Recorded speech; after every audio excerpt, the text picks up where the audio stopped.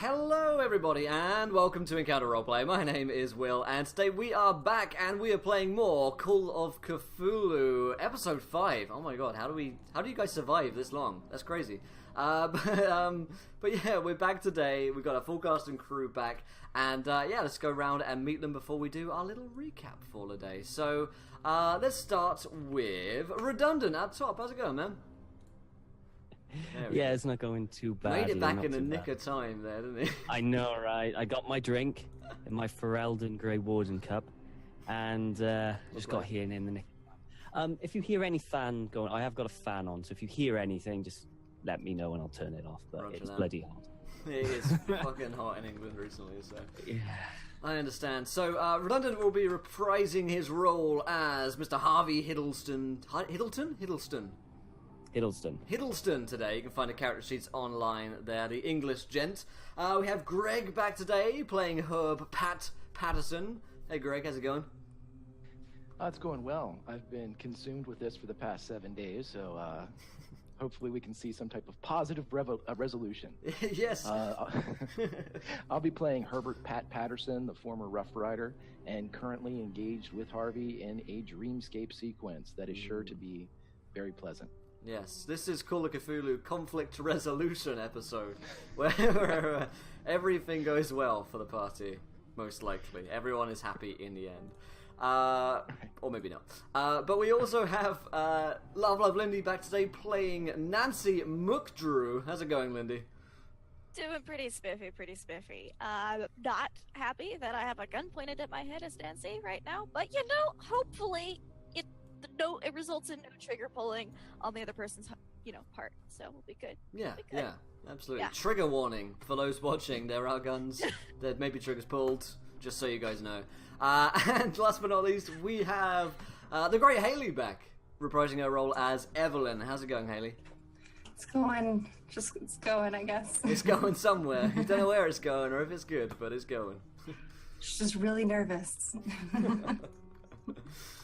Yeah, I'm a little bit nervous for you guys as well, but it'll be fine. It'll be fine for you guys. Nothing ever goes wrong in these games. So, yeah, before we dive into today's games, I'll remind you quickly of the ways that you can interact with today's show. The first which being following. If you haven't followed yet, hit that follow button and join us. 20 followers, and you guys get a viewer decision where you get to throw something evil at these guys. As if they don't have enough bad stuff going for them already, you get to screw them some more. Also, here is the tweet for you guys: 20 retweets and another viewer decision, and of course 2 new subscribers or patrons on the Patreon, and we'll do that again, another one. Also, you can donate to affect the game if you so desire, and of course our sponsors for this week are Lost Artifacts of Gregor, so you can find here if you're looking for some cool magic items for your D&D games. Check them out. They're on Kickstarter right now, looking to break through some goals and some stretch goals, so give them a look for us. But yeah, other than that, let's do a bit of a recap as to what happened last time on Horror on the Orient Express. Jesus, where do we start? Well, I guess we'll start at the beginning. The party have been tasked with finding 6 pieces of an artifact. This artifact is known as the Sedefkar Simulacrum, which is said to have great power. And there's a cult of apparently mad Turkishmen, quote, who are after this item and are willing to kill and have therefore already been ready to murder and do some pretty terrible things to people already in this story before we even kind of got started here. And so they know that this simulacrum certainly has powers. Now, last episode, they arrived in the town of Lausanne, which is in Switzerland, but it's a French-speaking town. They're on the Orient Express along their kind of journey right now, and they had a contact who was apparently sending one of the scrolls of the simulacrum. And this chappie, whose name has suddenly escaped me, let's find him. Edgar? No. That was a different guy. Was it Edgar? Edgar Wellington. Edgar Wellington, that's the one. I knew it was Edgar. Edgar and his mute brother, William Wellington, He was selling a scroll, but there was another buyer involved. This other buyer was one Duke, and he seemed very affable, very happy kind of guy, very helpful towards the guys, and of course for that reason incredibly suspicious. He was interested in these scrolls, which obviously are of an occult nature, not necessarily evil in themselves, but certainly of the unknown or perhaps frowned upon by society. The Duke had a lot of money and was willing to pretty much outbid you guys. You agreed to meet at the 7:30 club with Edgar, the Duke, and one of their other friends, Maximilian. And after kind of touring the town and doing some research, you went to the club at 7:30 to meet with him. However, Maximilian was there, and the Duke and Edgar were not. You waited for some time until you actually decided to go to Edgar's house. And inside you found that William Wellington had actually been killed. He was almost dying, stabbed with a butcher's knife, basically through the heart, and was very swiftly passing away. However, you also found upstairs Edgar Wellington, who was dead on his bed, apparently killed without any resistance due to a massive morphine overdose, and he had been taking a drug or substance known as Dream Lasan. And in his diaries, he described that there was a dream world to which he goes, and this was concurrent with a lot of strange visions that and dreams that William had been having, and he'd been drawing these strange visions of Lasan almost at night in a twisted, warped fantasy world. Apparently, if you take this drug, you enter into an Inception-like state in this dream world where your real body is in one place, but your kind of corporeal body is in Dream Lasan. And you guys realized that he'd hidden the scroll somewhere within the Dream Lasan, and so you needed to go and get it. Therefore, the group of you went to the cathedral. Oh, sorry, no, you went to... Did you go to the cathedral? Yes.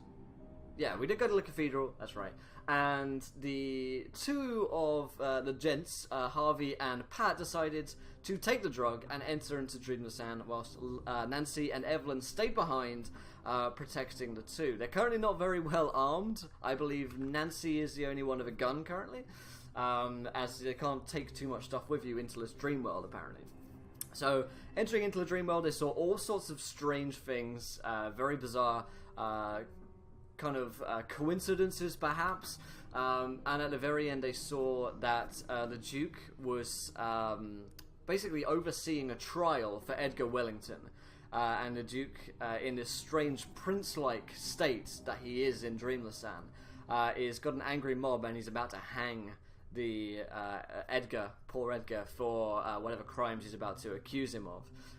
Nancy and Evelyn, waiting back in a cathedral, heard a little click, and behind Nancy's head there was a gun. You could kind of feel it in the back of her neck, and a gruff, older voice said, "Don't worry, it's her I'm after." And that's where we wrapped up the last episode. So we are going to start off with Nancy and Evelyn as we begin the adventure. So I'll give you guys the line again. There's a little click behind Nancy's head, and you sense and can kind of smell the breath of someone behind you, and he says, "Don't worry, it's her I'm after." See, last week I thought the line was, "Don't worry, it's not you I'm after." Like, That's what it was. It wasn't. Like, you didn't say, "It's her I'm after." So, like, this entire week, I'm like, whatever it is. And now it's just like, "Goodbye, Evelyn." No, I'm just kidding. question, though. I thought we were in a hotel, not the cathedral. Yeah. You guys were in a... Oh, okay, so you are in a hotel, yeah, and then Harvey and Pat arrived in the cathedral. Okay, that was my confusion. Sure. Yeah. Yeah. So we were in a hotel room, and Nancy was watching the door with the gun out, and then a gun was pointed at her head. There's like one possible entrance into the room. That's what's really freaked out. She's like, "If I'm not the one you're after, then why the bloody hell do you have a gun pointed at my head?" The gentleman says, "Just a precaution." So Evelyn, who's presumably... You can take your precautions and shove them. Who's presumably awake and watching this, You see a man in a kind of long coat holding a gun to the back of Nancy's head, and you recognize this man to be the conductor of the Orient Express, the gentleman who told you that someone was looking for you and that he could be trusted.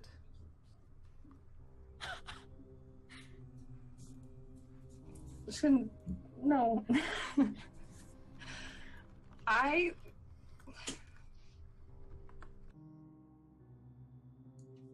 I'm so torn with things I want to do now. I'm gonna take a lamp. I'm gonna go with my original idea. I'm gonna take the lamp and I'm gonna smash in the back of his head. Do that. Okay, so you can roll me a fighting brawl to come at this guy. Come on, Evelyn. Probably don't want to fail this one. Let me know if that's a success or a failure.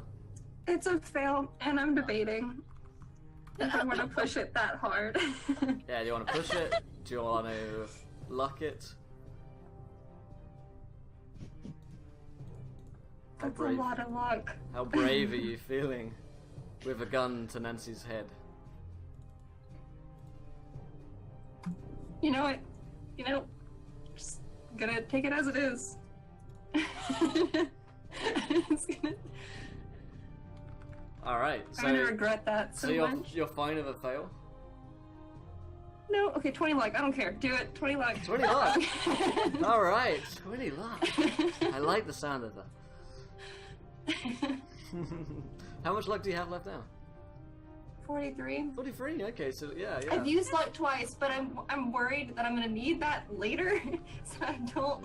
You won't need that luck later on. There'll definitely be no point at which you regret this decision. Okay, then we're just gonna use that and. Oh, so you're fine with the. Okay, so I need a final call on this one. Is it you using the luck or not using the luck? I'm using the luck Okay. to succeed this roll. All right, Because cool. it's gonna go very poorly if I don't. All right, cool. So, so Evelyn, just you can roll me a d4, Evelyn. Okay. You also have no idea how this guy is seemingly materialized in your room. No. Okay, so two.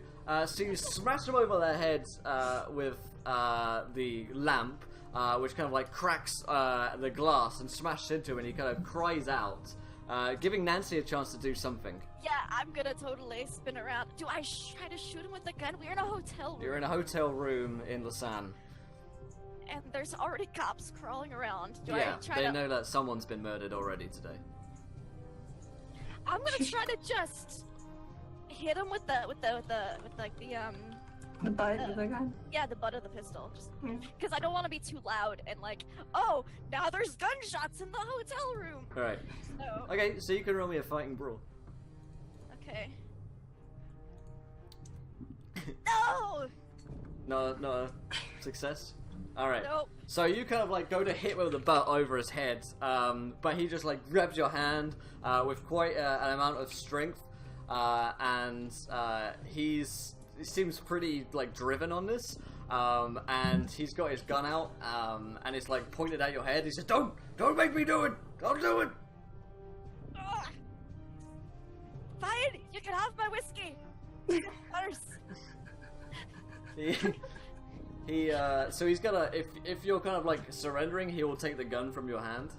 You know, I'm just gonna, instead of like handing it to him, I'm just gonna kind of like, be like, like afraid, and just kind of like throw it back so that way, like he doesn't have two guns.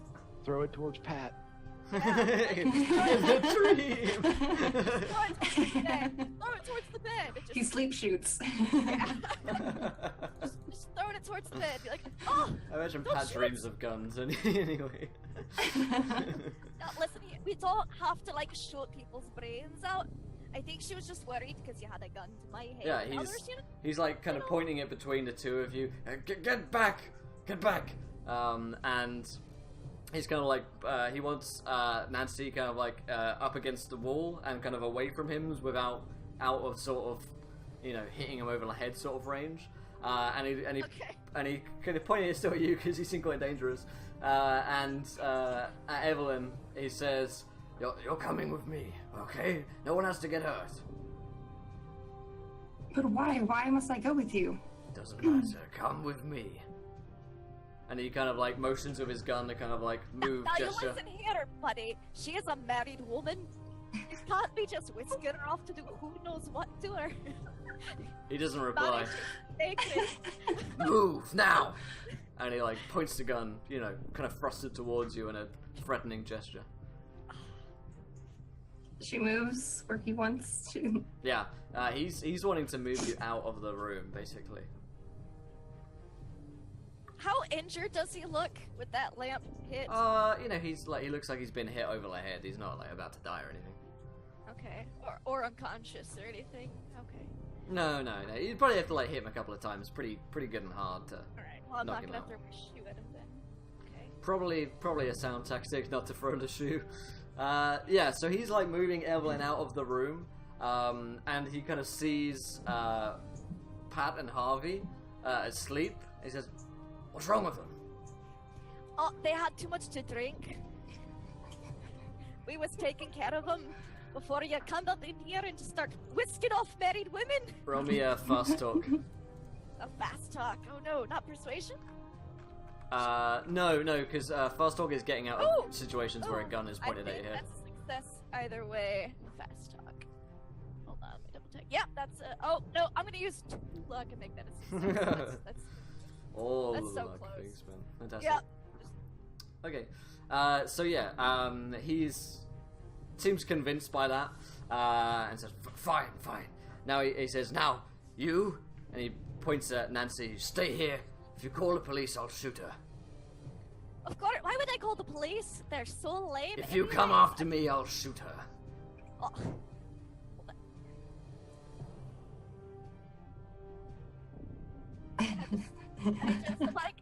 I just look at Evelyn like. So he's like, he points it once again, and Nancy in a threatening gesture, and then starts to move out of the room with Evelyn, and he's gonna have the gun kind of at the small of your back as he walks behind you, so it's not super obvious that he's got a gun pointed at your head. She could survive paralysis, you know, if it was at her head. No, I'm not gonna throw a shoe. She could suffer paralysis. She's okay if she lives She's in a cool, wheelchair the rest of her life. She'd totally She's be cool. okay. It's totally worth the shoe throw. Let's do that. It's not like she likes her life anyway.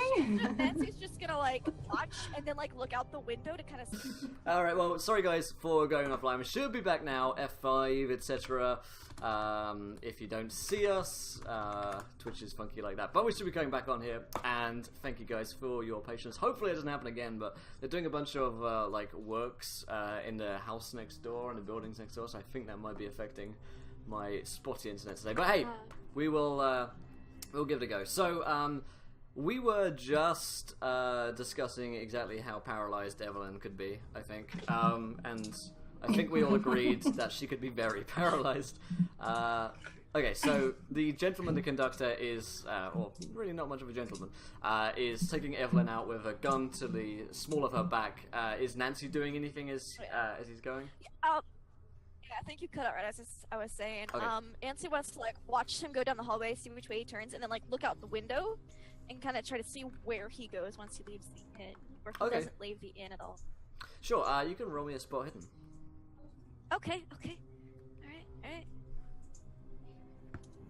That's a super extreme mega success. Wow, that's impressive. Yeah.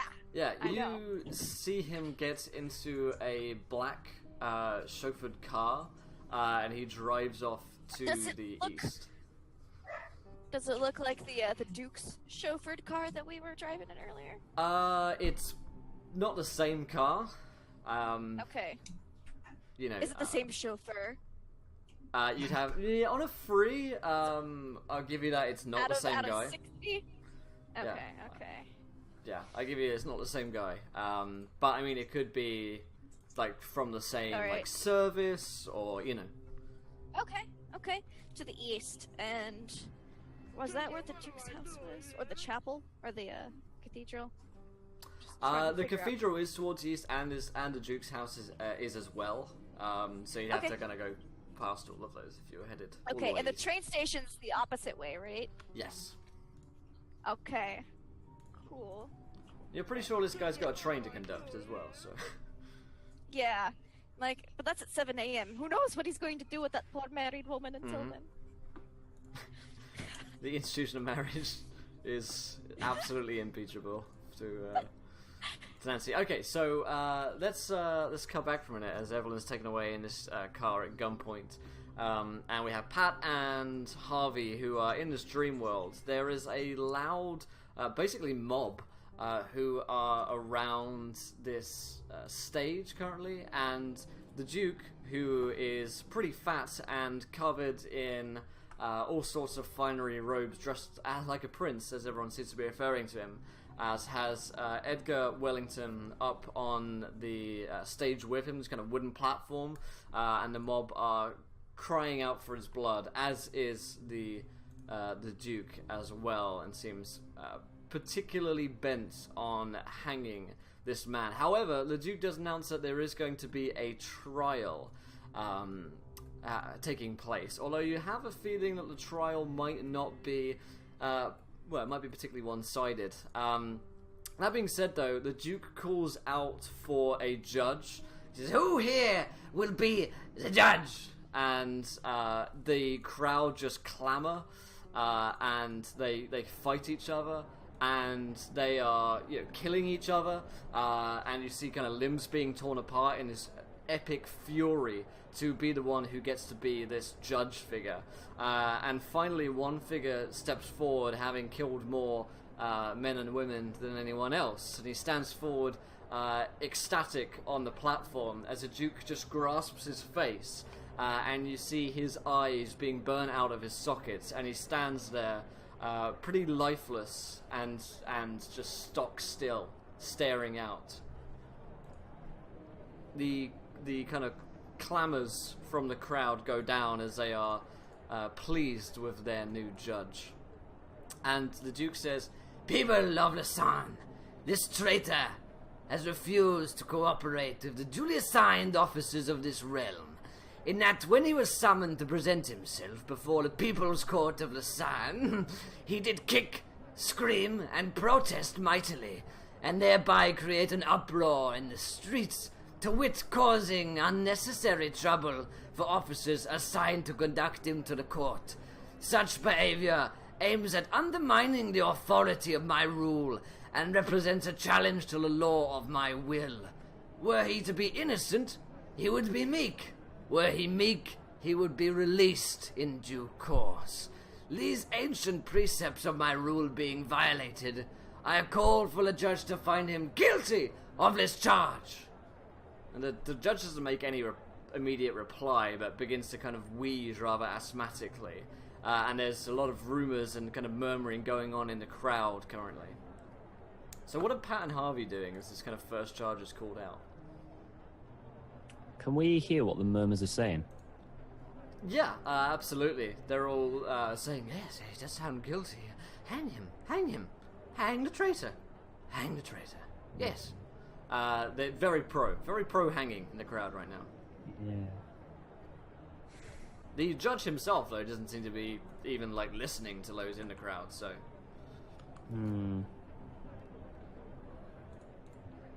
Are those Turkish guys that were playing chess, are they anywhere to be seen right now? They were a couple minutes behind you. Yeah, you can't see them right now. Okay.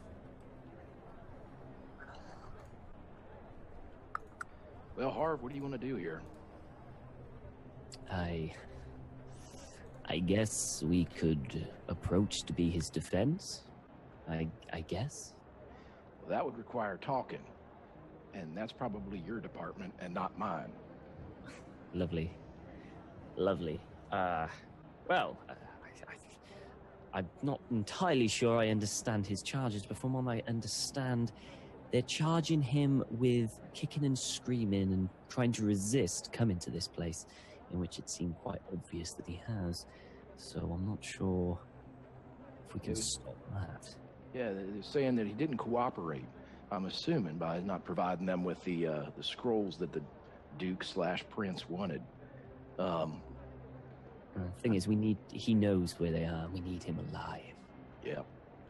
and we can't progress towards his house, even if they are there. Yeah. I guess I'll try my best. Maybe it's best if you stay hidden, just in case the worst were to happen. You don't want me on your back? I just whisper in the crowd so you can get them on my side. I'm very persuasive. Okay.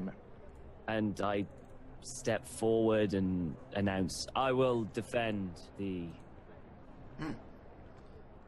person who is about to be, whatever they're called. The guilty party. Defendant. Yes, that's it, yes. Alleged guilty party. The Duke kind of sneers at you, or the Prince in his current dream world of the sand, and to remind you guys as well, all of the architecture is warped and strange. There's a weird kind of void going on. There's clocks that seem to ring different kind of numbers they don't seem to really correlate too well, and there's a whole lot of strangeness going on, absolute bizarrities that you've been seeing. Good. Will, I wanted to tell you something real quick. I just want to, Pat's going to pay attention, and if that thing rings again and the sky changes color, I want to see if any of the people in Lasan react to it.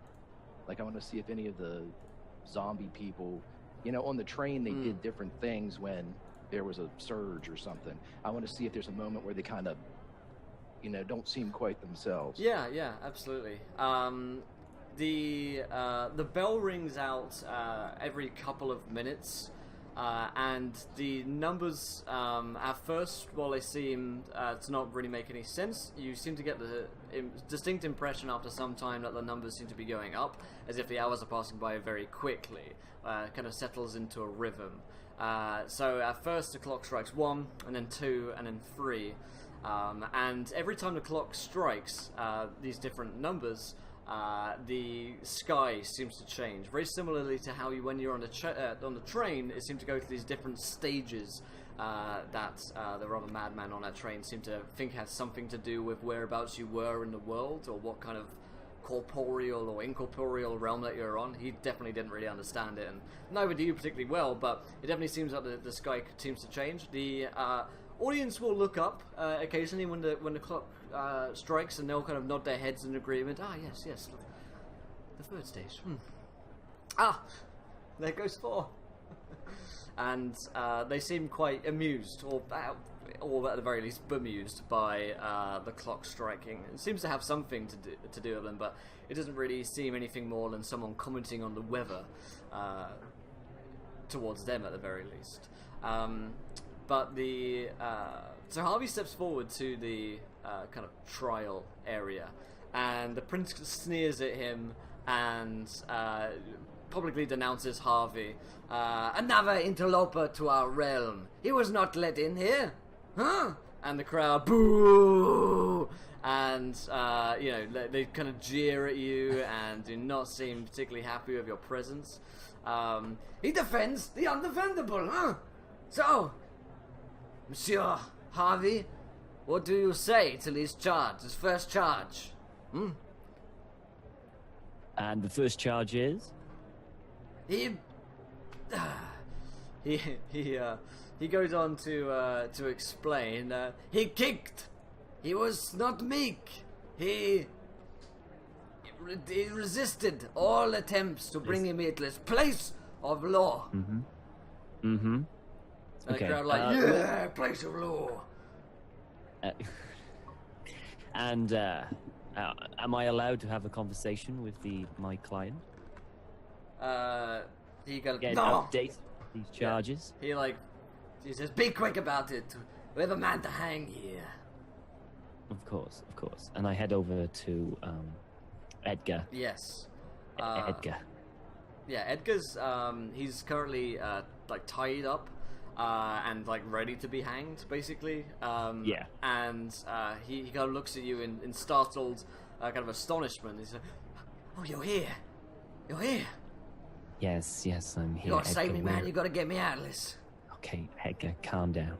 Where are the scrolls? Oh, I'm not gonna tell you till you get me out of this. You crazy? Okay, what are the charges? What have you done apart from kicking and not being meek? Well, he just wants my scrolls, doesn't he? Of course he does. He's just making up shit. He's given the first charge, and he's got 3 charges that he can make. So you got to refute each charge as it comes. That's the way that this legal system works. I mean, there is no law code. Right. Okay. Do you know what the other 2 charges will be? I don't fucking know, mate. All right. Okay. I'll do what I can. Listen, mate. Once we're out of this, I'm getting on that train with you. Yes. We'll He we'll thinks go he's together. still alive.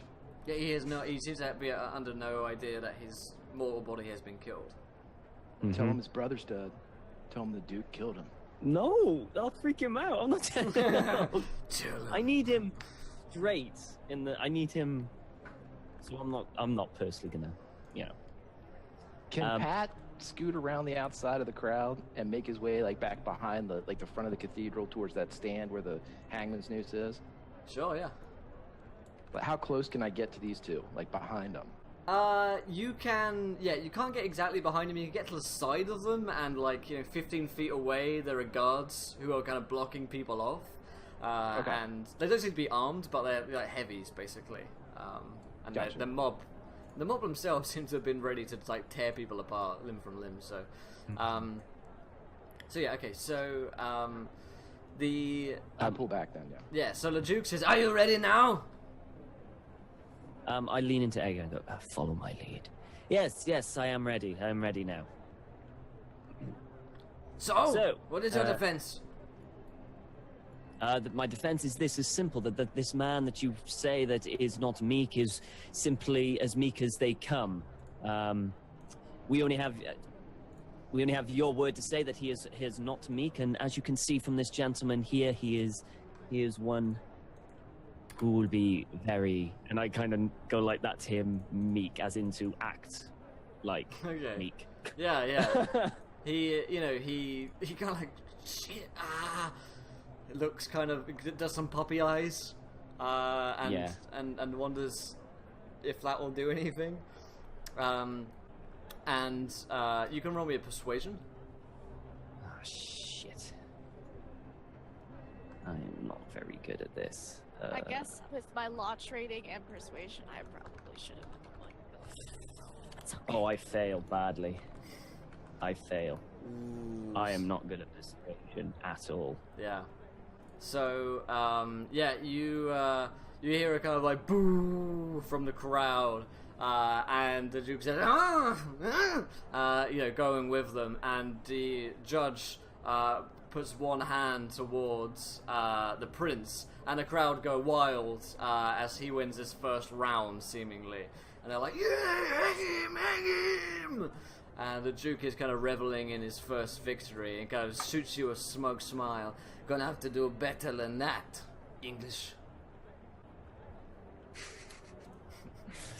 Well, that's a good start. I should have gone to law school. Yeah. So, what is your second charge? People of Lausanne, the accused is a foreigner, and that his spirited defenders cannot deny. There the Englishman stands, living testimony to his guilt. We of Lausanne pride ourselves on our purity of blood. It is our strength and our glory, for it allows us to feel united under the common purpose of my will. His presence among us is like a cancer, drawing other foreign bodies, and he gestures at Harvey, who must be cut out. And the crowd cheers pretty wildly.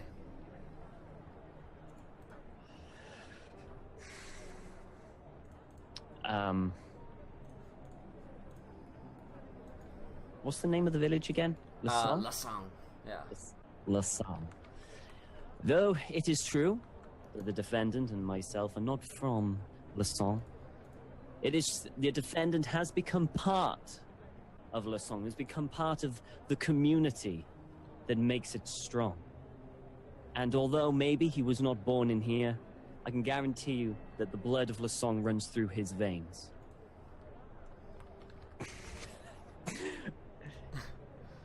Is that what the argument There's is? one lone clap from the audience. Yeah. That's like, I mean, Just, to be fair, the crowd don't seem to be like jeering at this. the ridiculousness of the prince's argument is, pretty plain to see. You can roll me a persuade, and you get a plus 20 to it. Okay. I still don't think that's going to help. Nope. That's like... What is it? Plus 20... I'd have to use 37 luck. Damn. Yeah. So what is your persuade? 10. Oh, okay. Oh. That makes sense. Yes. My persuasion. Yeah, I don't have We sent the two worst persuaders into the situation. Yeah. So the crowd half sway. Some of them seem to kind of be like, that kind of makes sense. But others are more like, boo, hang him anyway. And the prince is just kind of whipping them up into a bit of a frenzy. And you see that the judge's arm goes towards the prince for the second charge. And the prince, once again adores himself in the revelry of the crowd. And he says, third and final charge. Good people of Lausanne, we accuse the treacherous enemy before us of the possession of forbidden knowledge. Who knows what secrets a foreigner hides, and yet hide them he does. This guilty man before us today, seeking only to deceive us, seeking only his devious advantage, and not the advantage of his prince or his people, entered our sacred realm in possession of that which only I, as a ruler, may obtain. What does he plot? Why such concealment? Why hide cunningly what is mine? There must be some devious reason to do so. He must be punished, for he has secreted the scroll somewhere within this princely realm, like a mine ready to explode beneath our foundations. And the crowd treachery! It should be the prince's! And he kind of leaves the floor for Harvey. I'm gonna go to Edgar and say, anything that you can help me with here? I tell him I didn't. Tell him I don't have it. He can't prove it unless he's got evidence. Okay, relax. Okay, I hope I've got this. Good people. Your so-called prince has no evidence whatsoever that my client here has any of the scrolls whatsoever. If these scrolls are somewhat important to you, do you not think it is the responsibility of the prince to actually maintain them? And he is just merely diverting his attention from his own failings to this unsuspecting person here, who you have called yourself an outsider who would not understand. So if he cannot understand them, so how is he to actually get them in his own possession? I ask you not to judge him, but to judge the prince who lost the scrolls before you all. Alright, you're only persuade of a plus 40. Gotta get this one. Wow. Come on, give me a break. Oh my god. Hang on. Call of hang Cthulhu on. gives no breaks. It really doesn't, does There it? is It's no less breaks. another... At this point, can Pat be going through the, sensing that this is the end? Can Pat go through the crowd and kind of move to the back? And as he's going to the back, can I say, well, hey, isn't the prince a foreigner? Isn't the prince doesn't seem meek? Isn't the prince? I'm just kind of like, as I'm backing up, Prince seems like he's mad. He's not supposed to be. He's not innocent. Only the meek are innocent, as I'm going back through there. Okay. You can roll me a persuade a plus 30. Because the points that you're making are pretty valid, and people do know that the prince actually isn't from Lausanne. He's a Frenchie. Oh! He got it! He got it! So, yeah, you, so you're like, the people in the crowd are like, alright, he is from the France, Francais, He is not Swiss. and it does seem rather meek now you say it. And that, you know, the crowd are kind of getting behind this a little bit. Harvey, I'll allow you a reroll. Okay. In addition to that, I'm going to go. As you can see, my client, he is meek, and then I will get on my knees, as I am meek to you, as we all should be. Please find him not guilty of this. All right, I'll give you a reroll. He's still got plus 40 on it. Oh, come on! Wait. Sometimes the dice tell the story. What? Don't I, as a sub, don't I get something? And also wild magic. God damn it! It's not a critical success. No. Oh man, if only. Oh, give me a break. Only. We do have 20 retweets, my friends. So underneath this line here in chat, you guys are going to tell me, what'll a mob do? What did the angry mob do underneath that line there in chat, my friends? Oh my god, I'm a goner. I'm just gonna say this right now. I'm a goner. Listen, at this point, Pat's going to sense the feel of the crowd. Yeah. And if at any point it turns against Harv, I'm going to say, let's get that Englishman. I'm going to be right with him. All right, yeah, you definitely get the feeling that things are going a little bit sideways in the crowd. They're starting to seem to get quite angry. And, you know, pent up with that sort of fury where they're about to hang someone. And as the third and final sway goes towards the prince to much adulation, the prince says, "He has been found guilty!" And the screams and jeers from the crowd are those of the bloodlust of a group ready to butcher and watch this man die. And you see them kind of like pressing inwards as the prince is going to the stool to kick down the stool which Edgar is standing on to hang him. So Harvey, you're next to him. I'm going to stand in front of the prince and the thing. Allow me to have a few words just before it happens. The prince says, "One last word." Edgar, I need to know where those scrolls are. Oh man, sorry. you can roll me a persuade. I give you a plus 20 on it because he's about to die.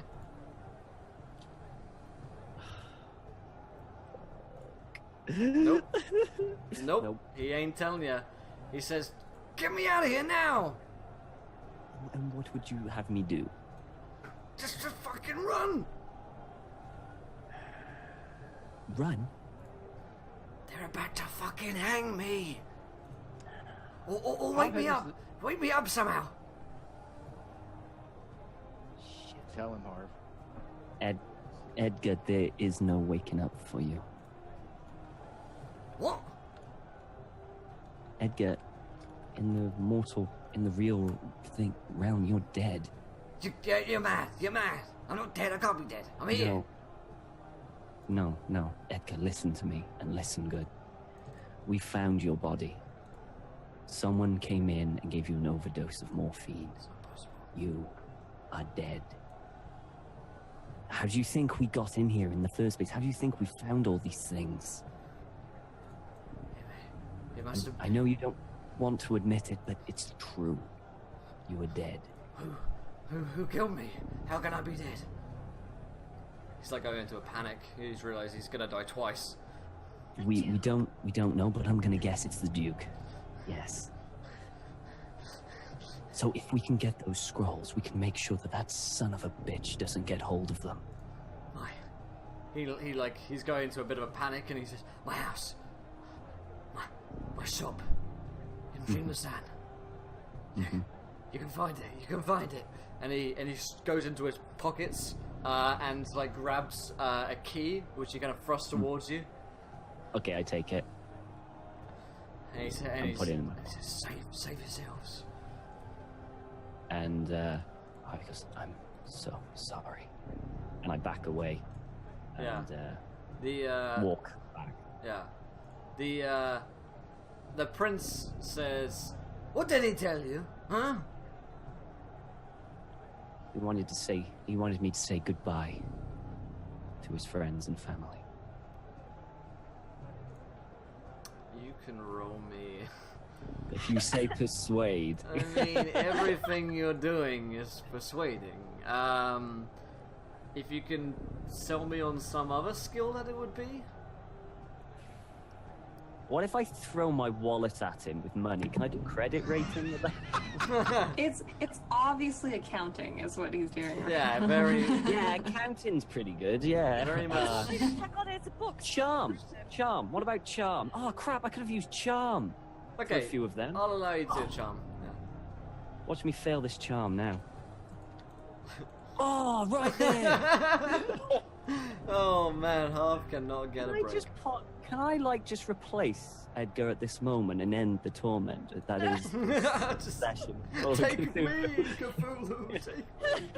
I mean, yeah. Yeah, totally.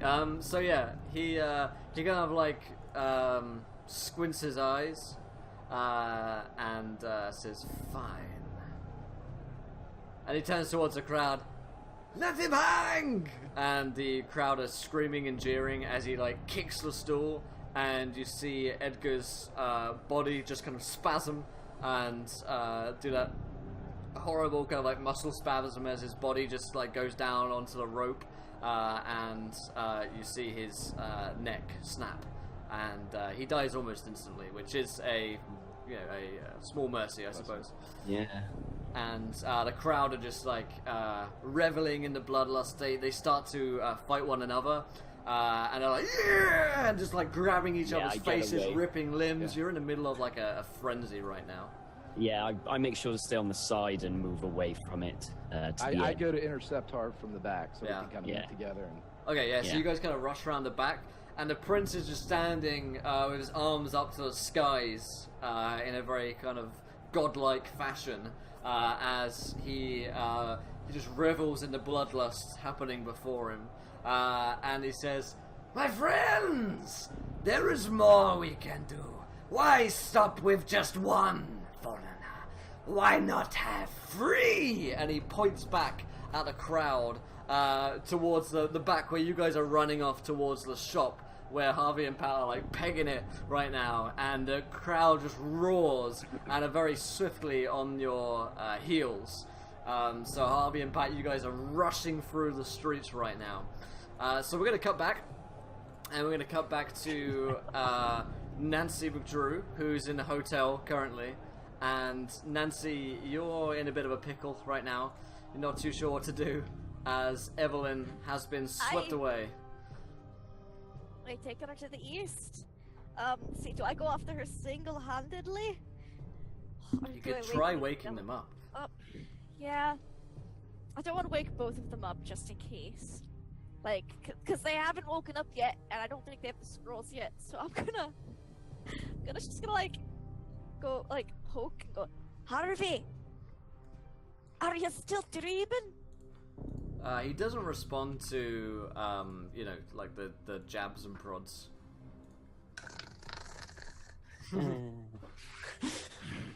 Didn't know you snored. That's news. Anyways, Harvey. She's gonna like look around. She knows there's no one in there, and just gonna like slap him. Yeah. So you slap him around the face pretty hard. Safe to say. Yeah. Yeah. Yeah. It's like a panic, sort of like, you do a little slap and you're like, big slap! And Harvey comes back awake, and Harvey, you jolt, and you're in a hotel room. Does he have a Do I key remember in his what hand? happened? Yeah, you remember everything which happened, and Harvey has a key on him.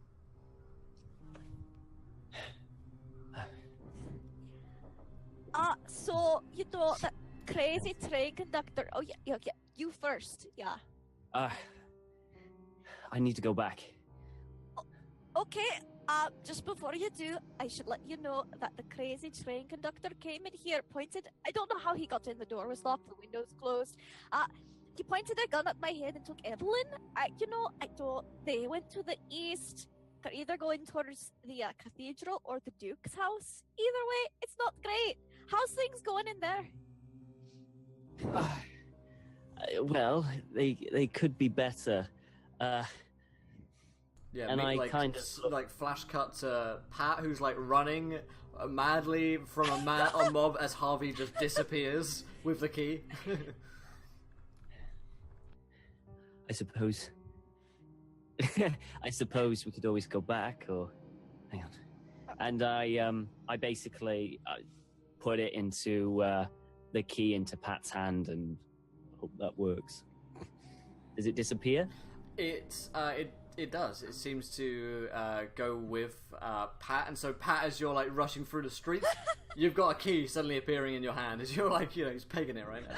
He's got a sword in one hand. Yeah, sword in one hand, the key in the other. So yeah, Harvey and Nancy are still back in the hotel. So Evelyn's gone, is she? Okay. Right. Well, we've got two options here. We could go after Evelyn, or we could stay here, or we could wake up Pat and go back in another time, but we might not get another chance of getting this.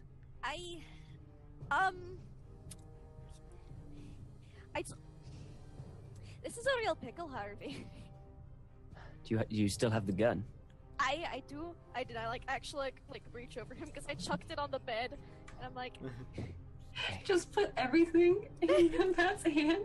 Start putting comforters, the pillows, just giving him everything. you look a bit frazzled. Do we both need to go back, or just would you like me to go instead, or should we wake Pat up and then? Well, hopefully, none of us need to go back in. Hopefully, Pat can finish the job. So, how long do we wait for Pat? Or do we go? I have no idea. I mean, I suppose I could go back in, but there's no guarantees that I'll go back next to Pat. That's true. When did you appear the first time? We ended up in the cathedral. That's when we first arrived. So it's possible that I might end up back there again, but... No guarantees. Yes. Well, shite. This has turned out to be a rather terrible day, I guess. So who took Evelyn? The train conductor. The train conductor? Aye. So, we have until morning? I mean, he needs to go on the train, right? I figured the train leaves at 7 a.m, so something's going to happen between him and Evelyn before 7 a.m, and I hate to think about it because she's a married woman, but... Right. Do you not perhaps think that the train conductor was hired by her husband to get her back? I mean, it's possible, I suppose, but, we don't really know. I don't know how he was able to just appear in our room. That's a very sure sign of a pervert. Or something not human. That too. Okay. Do you think you can find out where they went? Oh, they definitely headed east. I mean, we could try to find them. I don't think we should leave Pat here by himself, though. No, I don't think so either. Well, we have a few choices. One of us can go after Evelyn right now, or we both wait until Pat is finished. Well, were you guys close at least? Because we know where it is, and we were running towards it. It depends. However, we were somewhat occupied with a huge mob. Oh. Yes. I see. Which kind of makes me want to go back inside to make sure that the job, that we get what we need. Well, he's got the key, so that's good. Maybe a face, as much as I hate to say it, I'm not really a fan of mobs, but maybe a face they haven't seen before would be better. To go back and make sure it gets done if you guys are almost finished.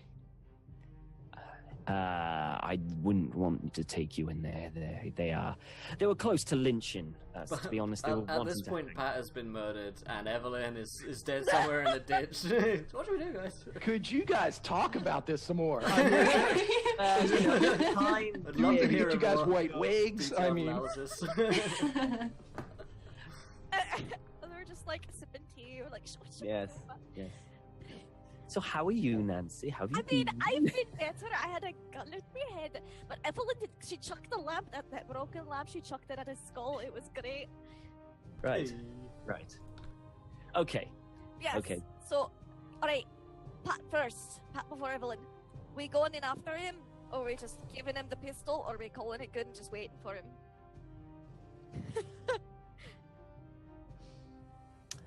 You were there. I'm going to trust your judgment. I think at this moment it's down to Pat, so probably giving him the pistol would be a good idea. All right. If I lose this pistol, Me going I'm in would Pat. just confuse things. All right. I'll put the pistol in Pat's hand. All right. So, are you guys going into Dreamless Sound as well? No. Okay.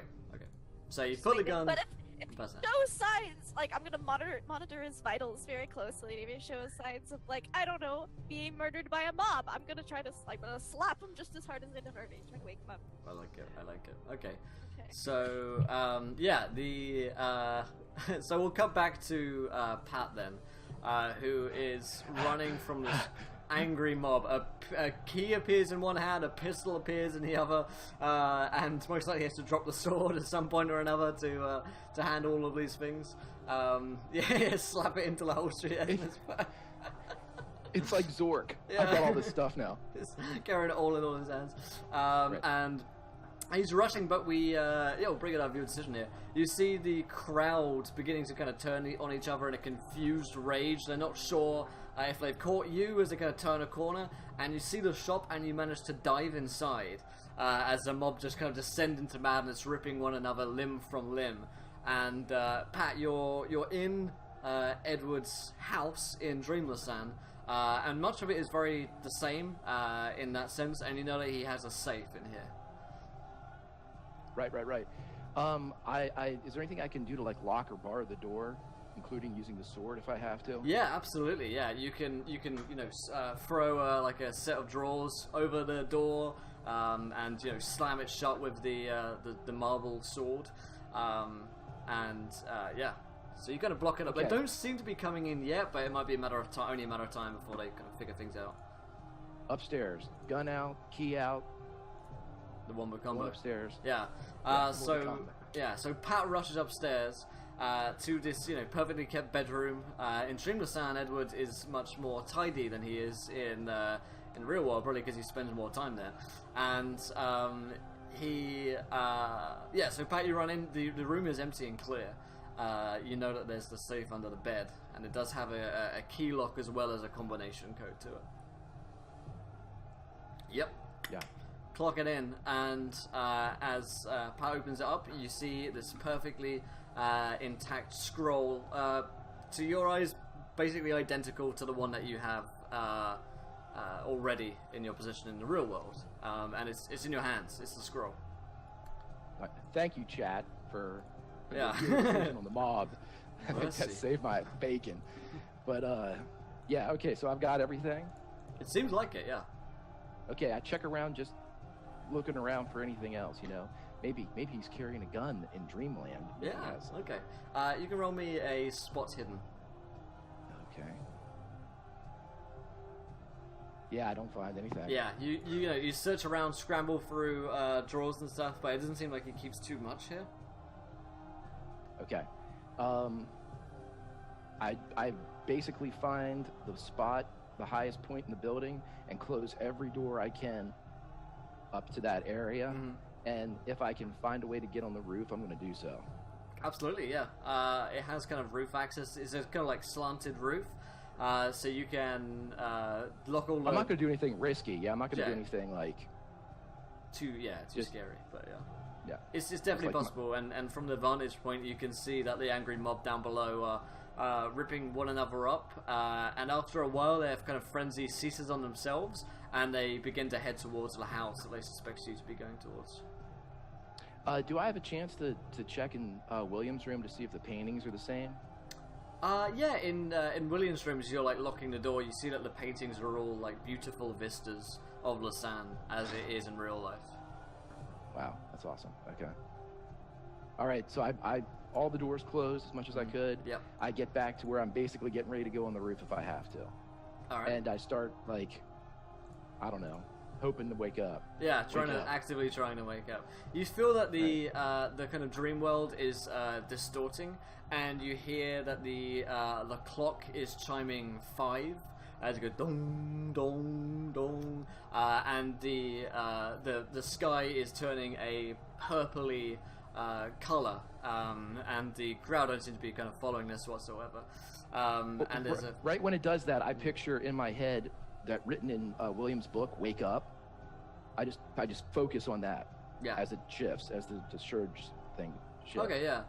We can say that you're kind of like in like William's room, ready to access the roof in case you need to. He's got like his paintings around, and he's got these kind of chalks on the floor as well, where he looks like he's been like scribbling signs, and you're not sure what, but the paintings certainly look pretty fantastic. And you're trying to envision the sort of wake up. It doesn't seem to be working though. I take his chalk and I wrote "Wake Up" on one of the paintings. Okay. You know. Yeah. Roll me an idea roll, which is intelligence. Okie dokie. I'm going to use 12 luck on that. All right. So, so you actually know of.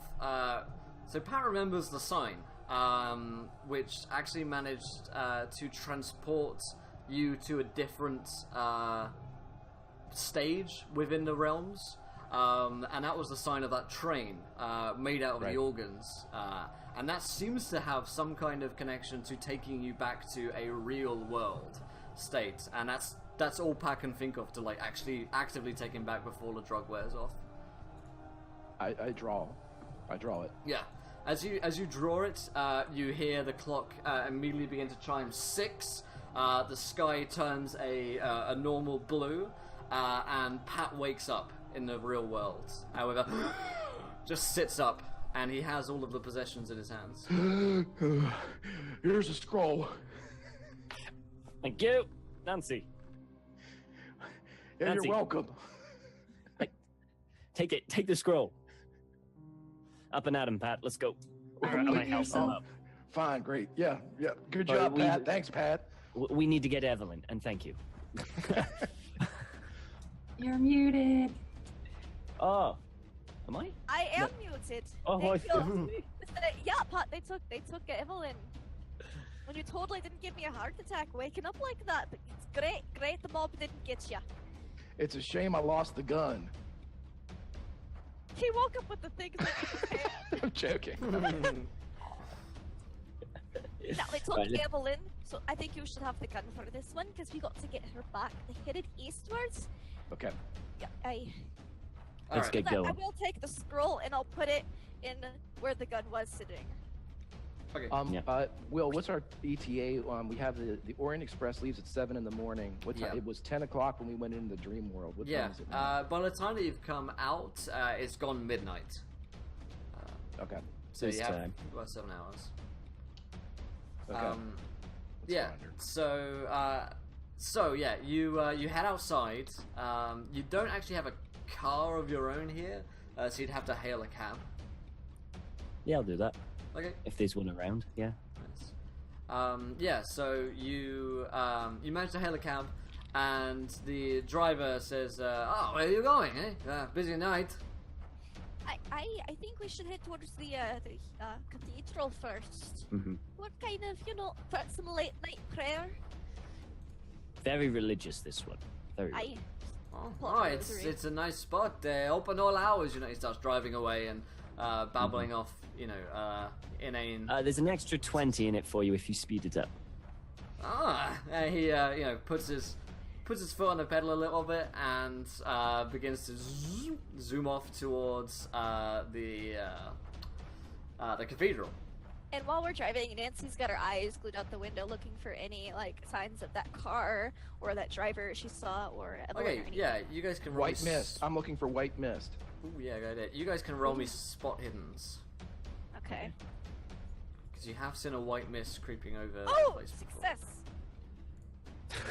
Nice, very nice. Oh my god! Man, you're rolling like I did last week, I read. So, Nancy spots the car driving away into the kind of hillside. It's not going towards a cathedral. It seems to be headed towards perhaps the estate, the Duke's estate.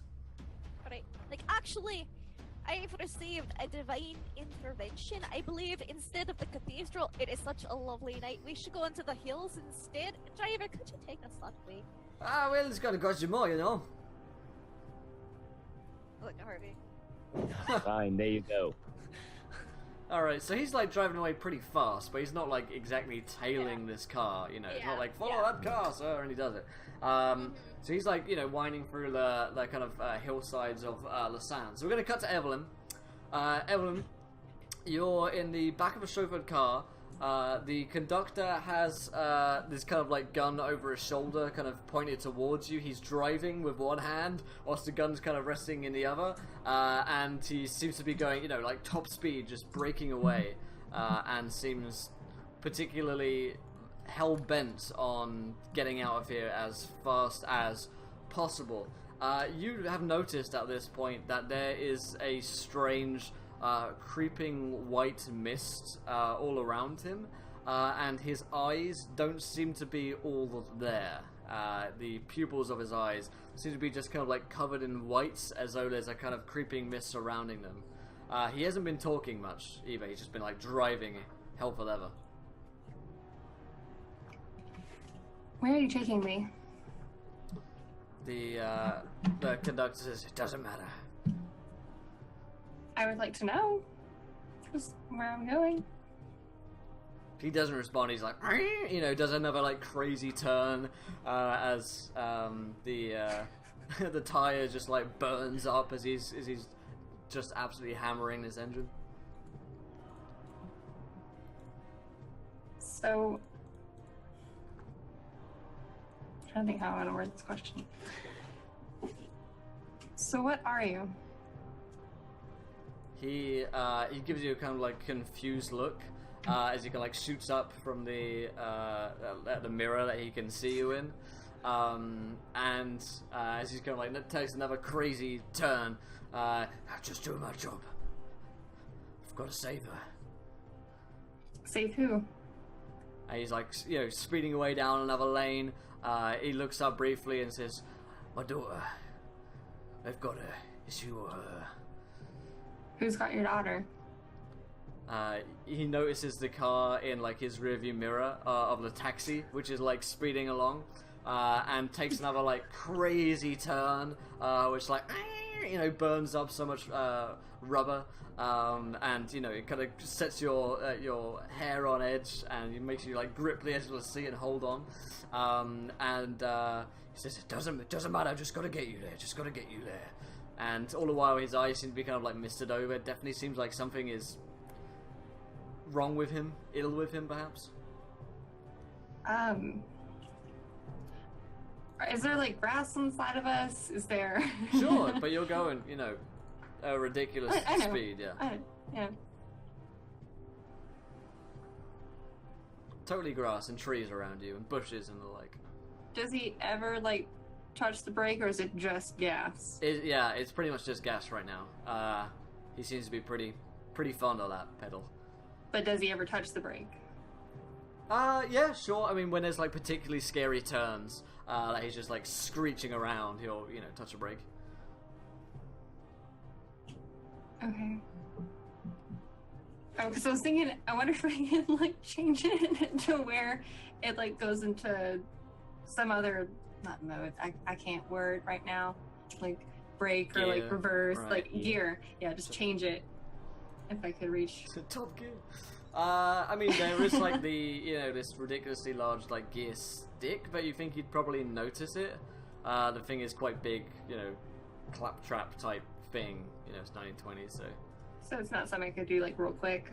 You could definitely roll something for it, but it wouldn't particularly be easy, I don't think. How lucky are you feeling, Haley? Not very lucky. About 20 less lucky than you were before. I am 20 less lucky. See, I could use that luck now. He does. I mean, he does have a wound on his head as well. You know, like he's bleeding from the shards of glass that are stuck in his head, and he seems to be wincing from those. I don't have anything though. It's not something I can like. Mm-hmm. Would I have my purse on me? I'd tell you what, I would let you roll just a dex to have secreted away the handbag. Okay. Okay, please. Yep. Damn it. So it wasn't too far off, right? So yeah, you haven't got your handbag on you. You're like completely defenseless. As you look behind you, you see that there's a taxi cab which seems to be going at some speed behind your car. I was gonna stab him with a pin and I can't because I don't have my purse. So yeah, you're kind of like floundering, wondering what to do. You know, cutting back to the taxi. The driver's like, I don't know if this is legal, you know, and he's like, trying to stay on the road. That guy's driving like a madman. You are muted again, Lindy. Damn it.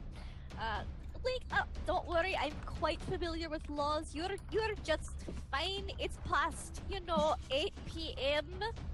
And, that guy... I'm actually, a bit with the law myself. And if we catch up to him, we can, when he pulls over, I can have him arrested for reckless driving, and you'll be a hero. Yeah, I'm with the State Department. Pat undoes the window. Yeah.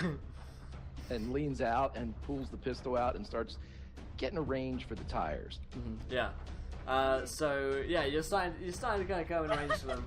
And the guy, who looks pretty, I'm not getting paid enough for this, yeah. He seems quite like nervous right now. He's driving way too fast. There's a crazy car going in front of him. Hero. Yeah, Heroes always get well rewarded. I'm just gonna pat him on the shoulder. Yeah, you hear like a pop coming from up ahead. At first you think it might be the car like backfiring, but you realise there's pistol fire coming towards your car currently. As the guy's like leaning back out the window crazily and just like shooting back. While he's driving? Oh no, yeah. He's fucking driving. Okay. Alright. This does give Evelyn a chance. I mean, he's like, looking out the window, just like firing blindly behind him, while she's got one hand on the wheel. I have the strength to like shove him out. Well then mess up the wheel. They're in the back. They're not. The driver's up front, right? So the dude himself, the conductor, actually seems to be driving it. The chauffeur is next to him. And seems to have so far remained fairly silent and calm. Doesn't seem to be looking at Evelyn, but is definitely just kind of looking straight forward. Evelyn, you do recognise this man to be of Turkish descent. These bitches.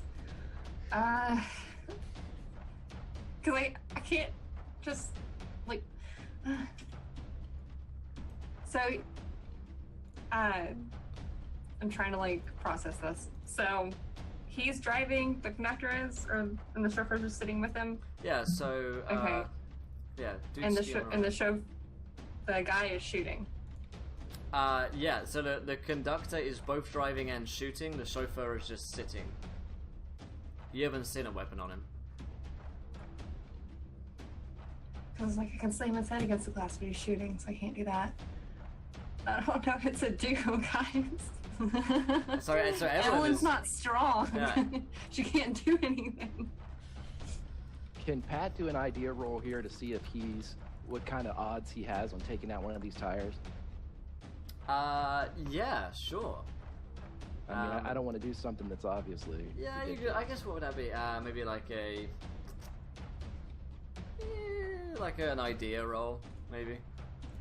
I guess I'm just gonna try to mess with the wheel.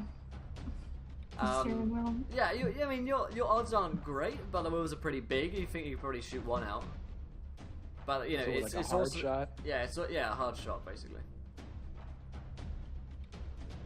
All right, I'm gonna give her a second to do her thing. I'm gonna try to mess with the wheel.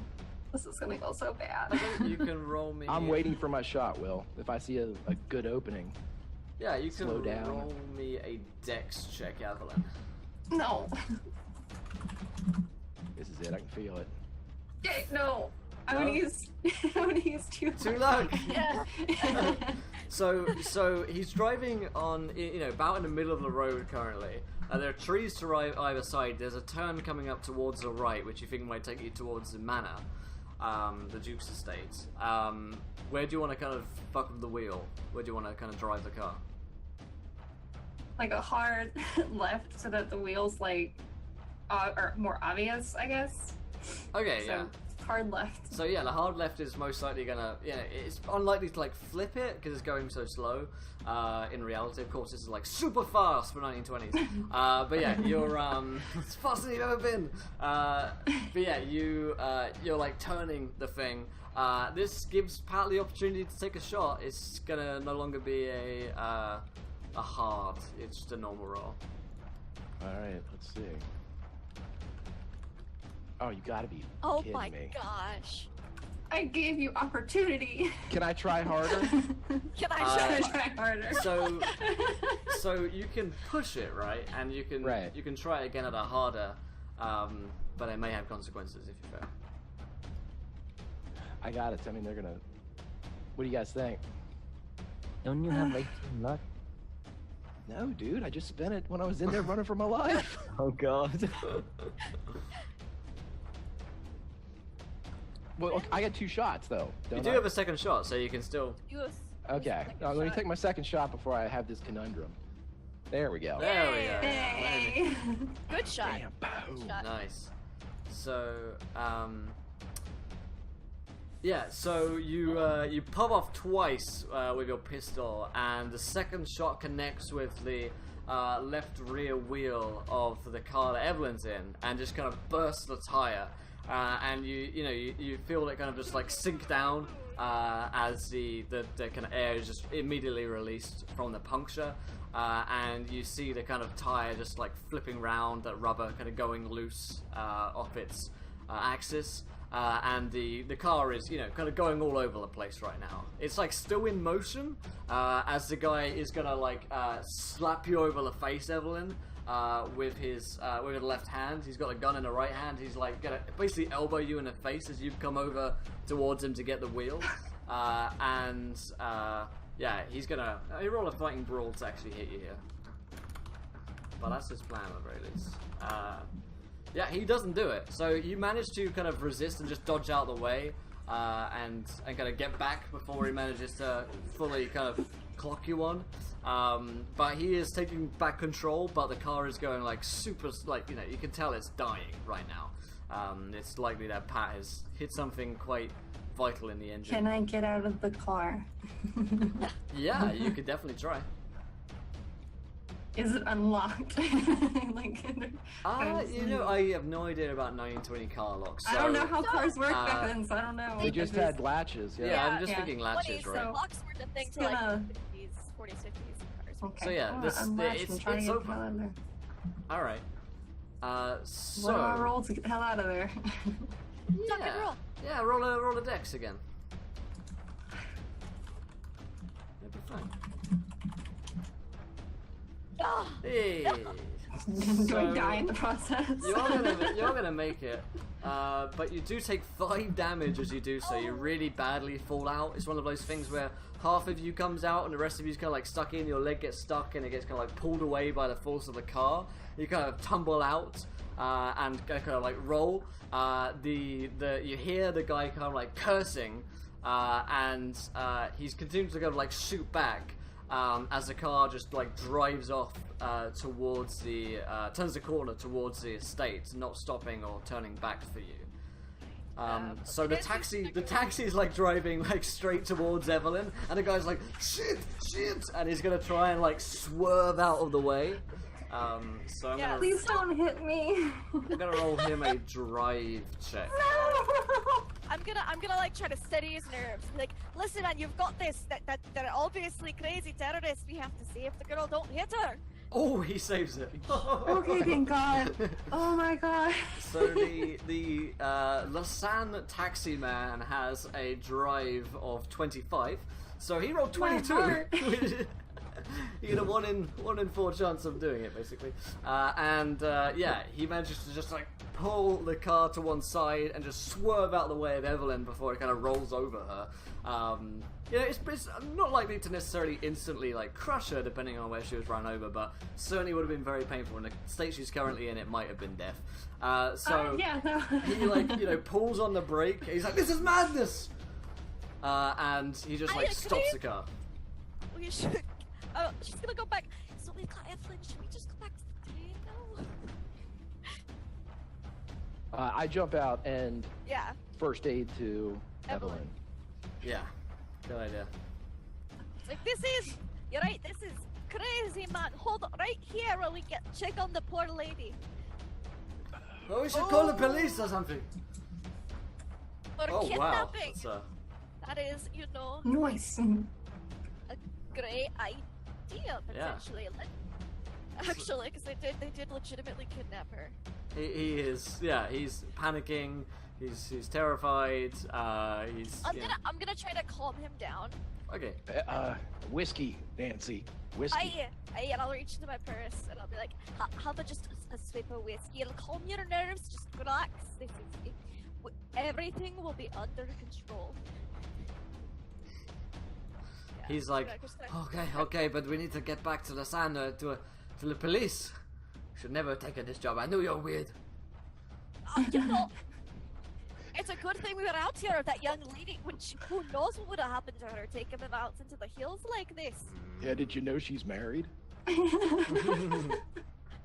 So, it's a good thing I had a crisis of conscience at this late hour in the evening. So Pat manages to first aid Evelyn, and I believe you regain 1 wound in the first aid roll.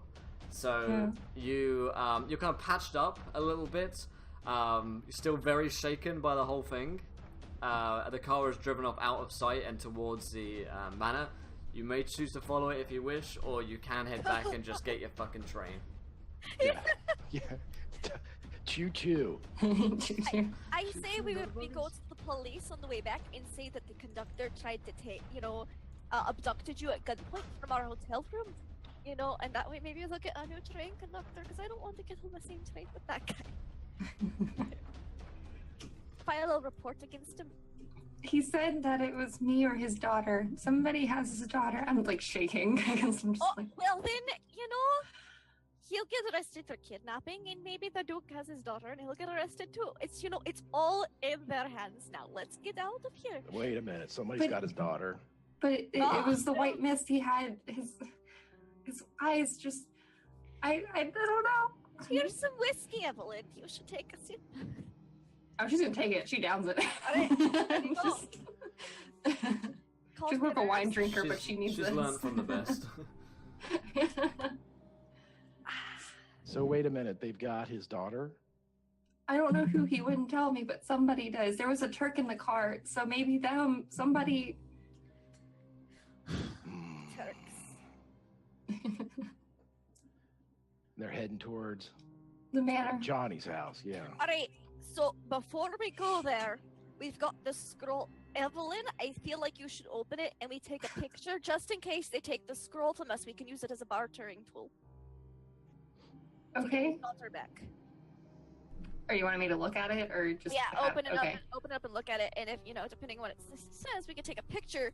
That way we have the information, and then we can use that as like potential bartering tool.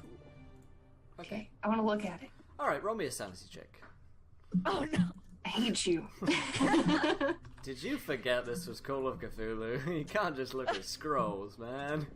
Is that a success? Can I luck that? Can I luck a sanity roll? No, you can't luck sanity rolls, actually. It was 1 off! Oh, that's so savage. Oh, Evelyn. Yeah, that is, unfortunately, true, you can't luck sanity rolls. So, unfortunately for you, you lose... Oh, boy. 3 sanity. Oh, that's not too bad. It's not too bad. It's totally not too bad. The scroll is a gibbering testimony of a madman. It's going to take hours to read through this full thing. There's a lot to it. The scroll itself is also in many parts in a language that you may not be familiar with. It's entirely possible that someone like Evelyn is, however. But either way, you're going to need... know. Do you know Old Turkish or Arabic? No. Okay. I know Latin and French. Okay, yeah. So it's it appears to be mostly in Arabic. However, as you flick through it, you see that Edgar Wellington has written up a fully typed English transcript. So he seems to have been doing quite a lot of research on the matter, perhaps a little bit more than he really let on. Let's see. So, you, Evelyn, is your character sheet in Roll20 the one that you're using? Or... I don't have one. Okay, sure. That's no worries. I was going to add in for you. But you gain a Cthulhu Mythos score of 2. So that's something that you can't gain from beginning. You have to kind of gain it through this, but that comes with the appropriate sanity loss. But it's going to take you, most likely actually days to read through this whole transcript and to learn of it. However, you learn quite briefly that the scroll's author is a man named Sedefkar, and hence the name of the Sedefkar simulacrum. And apparently he once lived in medieval Constantinople. And one passage that you're reading whilst you're out here refers to the imminent arrival of, quote, the White Destroyers, which you can roll a history roll to place that. Okay. White Destroyers. What's my history? Let's have a look. What's my history? 30. Actually, you know what? Yeah, good roll. Not too bad, but I'm bollocks. Well, just Oh! Look at that! That works. I'm back in the game. You're back. 24. He's back, everybody. He's Thank back. God. He's so bad. So dating the scroll via how old Sedefkar is at the time and his description of medieval Constantinople would place the scroll as just before the Fourth Crusade at the start of the 13th century. So the White Destroyers are white people who are coming on their crusade to murder his people. Yes. Christianity going across, saying that they're right. Good old Crusades. The Empire. So, you also find that there is a separate item of paper in the box. And this passage from the scroll reads thusly of me. I have seen the powers which stalk the night and strike fear into hearts of all of those who worship the false god. I know him, and I worship him. The skinless one has spoken to me. He whispered secret words into my heart of hearts, and I now know what I must do. I have seen it in visions, and it, which is capitalized, is all that my Lord said it was. In my dreams I have seen its perfection, striding above the ruins of cities. Kings and countries have fallen before it.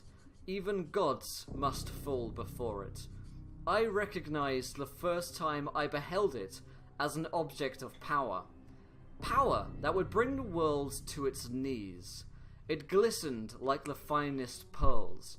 It woke when I flayed alive the wretch who sought to steal my treasure from me. That night, he came to me for the first time and told me what to do. I meditated before its glory. All praise to the one without skin. I performed the 17 devotions and opened it for the first time. Within the artifact was soft and smooth. As I ran my hand across its inner surface, it felt like the skin of a newborn babe. I offered 4 children as sacrifice to my master. Then I used it for the first time. In his wisdom, the Lord of naked flesh had made it to my height. In all modesty, I believe it was made in my image. Blessed is the chosen of the skinless one. I have been careful to keep it untarnished. The substance is the color of purity, and should not be tainted by that which is unclean. Alright.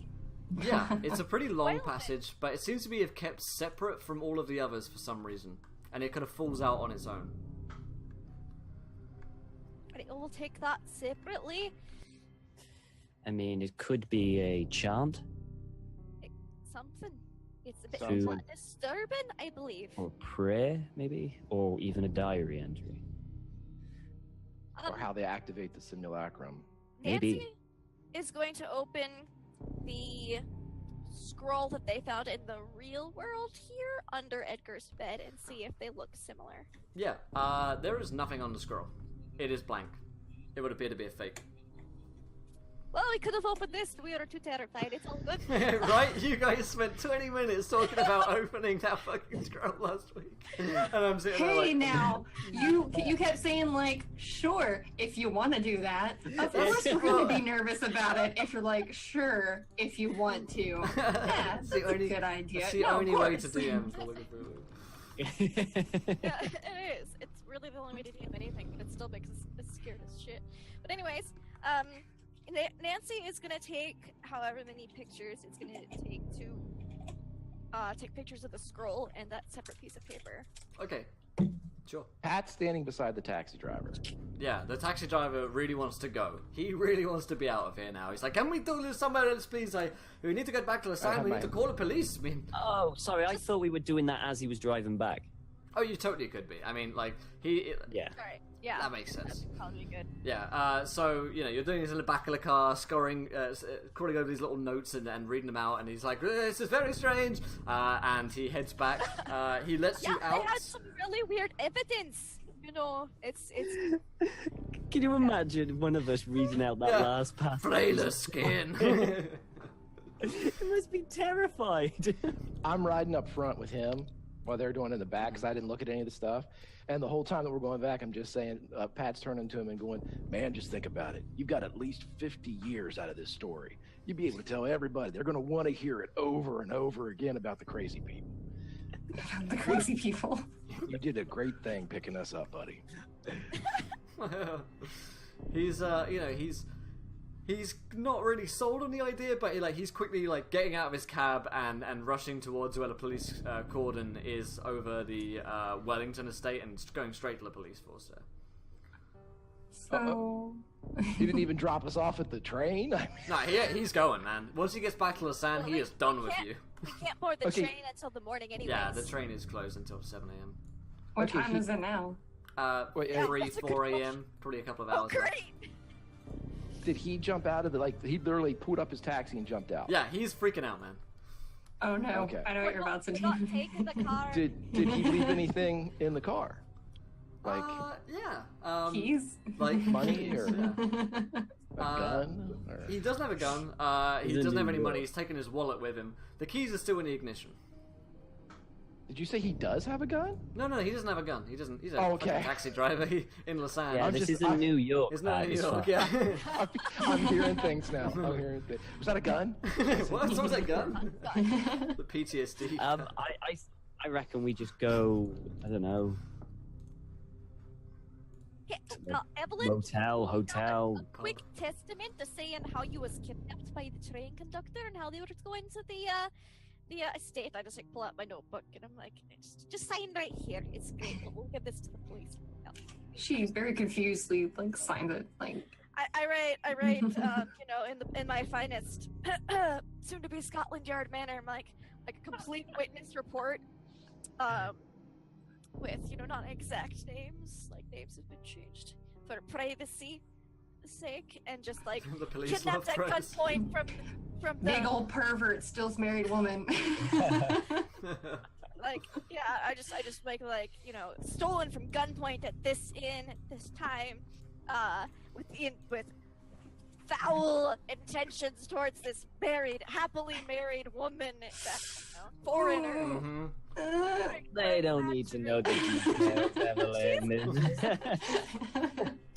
And then just then was thrown out of car to an attempted murder as driving towards so-and-so's mansion as he was the leader who kidnapped so-and-so. Alright, just sign here. Just tears it out and just like sets it in the taxi driver's seat. Just...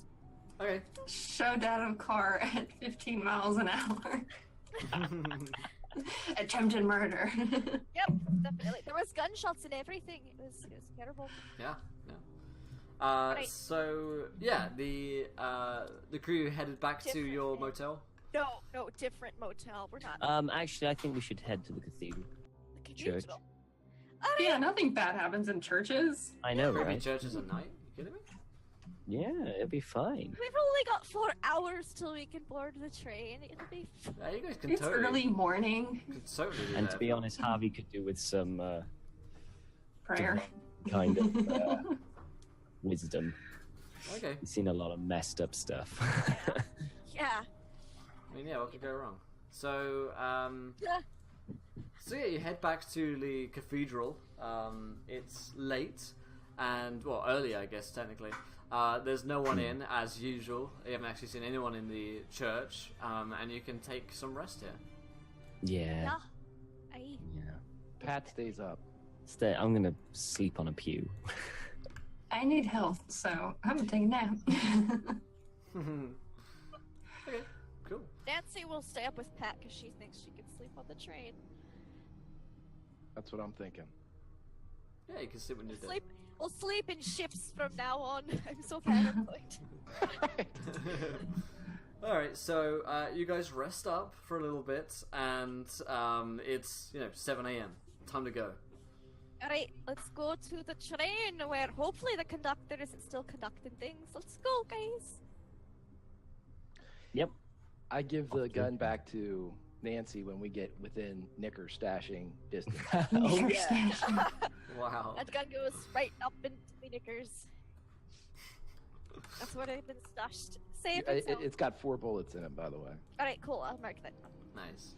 So yeah, the 4 bullets in gun. the Orient is ready, or at least getting ready to go. The events in Lausanne have certainly caused a bit of a ruckus with the police force, and so they're checking over with those who are running the train as staff at the moment to make sure everything's fine. You see, you're kind of waiting in line with a bunch of other people waiting for you to go, and there's this beautiful woman in front of you who's wearing this kind of ball gown dress, and has this perfectly kind of styled hair. She looks like she's probably like a rock star, or I guess equivalent, like an actress, or someone of note, certainly someone of a lot of money. And she sort of turns and says, "Oh my, I can't believe how long this train is. This is just scandalous." And she smiles winningly at the group of you, showing her like perfect pearly white teeth. I don't trust her. I know. Harvey will smile and tip his head, Yeah. She but not reply. just Nancy tips just it. nods. He's too tired. She's like, it's a long train, it is. She says, "Why, if I tell you something, we come with me. Let's skip the queue." And she's like going ahead. She's got like a piece of paper that she's holding right now. Can I try to see what's on the piece of paper? Yeah, you could probably spot hidden. Okay. She's just gonna stay in line. Oh, I failed. Yeah, you Not can't by really a lot. you can't really see what's on it. It seems to be maybe some kind of ticket, maybe VIP access. I think she might be one of those VIPs. Zips. She And the sure is last- dressed like it. Well, let me just remind us that the last time we followed a gentleman of wealth, he tried to kill me and Pat. Oh, Not to I'm sorry. mention That's killed right. The Edgar joke and I was stuff. thinking. So, Yeah, I think we're okay to wait. Thank you for your offer, but we'll wait in line and see you on board. Yeah, suit yourself. And she kind of goes to the front of the queue, and she like flashes this piece of paper at Wait, one of the staff. Are they searching everybody again? They are doing searches, yeah. After the murder last night, it's a big kind Okay, of well ruckus going on. then she's gonna go up. She's like, I'll take you up on that. It's been a while since I've spoken with, such a nice looking lady. Because I've got that. Oh. She smiles winningly, and she looks pleased that you've joined her, and she says, Katerina Cavallero, and she does a little curtsy towards you. Katerina Cavallero. Cat Cav. That's what I was writing too. I'm gonna be like, Might be a Nancy stage name. McDrew. Nancy McDrew. Oh, that's such a pretty name. Thank you. So Your dad named me. she does a little flashing of his ticket. They take it, and she looks at Nat. She's with me, and the crewman kind of nods. Yes, madam. And she immediately goes on. Not searched. You're not searched either. She just strolls right on. All right, I stroll out too. I'm like, whew, we don't have to make a sleight of hand check to hide that gun this time. Yeah, they go. Where was she the first time we got on the train? All right. She seems to have, even better passes than you do. Or maybe it's her potential fame. The guy seemed quite, nervous around her, as if she's a someone. And she just kind of brushes she's gonna past kind of, look back. Not like, I'm so gonna die, guys. Because that's what I'm thinking.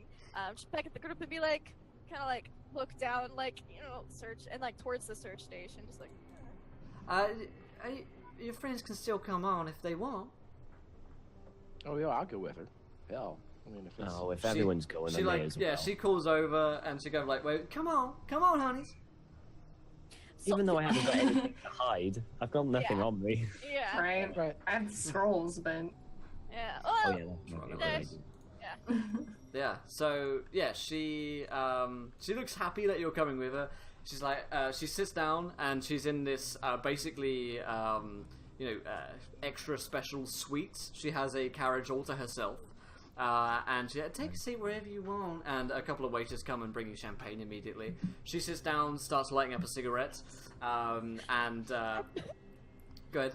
are you gonna pour whiskey in your champagne? Pour whiskey in champagne. There you go. That's how it's done.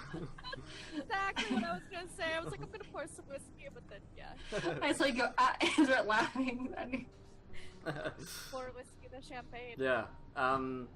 She says, it's so nice to have company. It's been so, lonely on this trip so far, and, the sand has been a bit boring, I must say.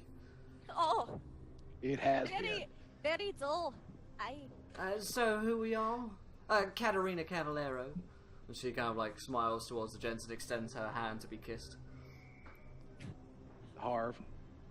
Yes, I'll go over there and kiss a hand. And my name is Harvey Hiddleston. You guys, take it in turns. It's your turn. Yes, we're not all going at once.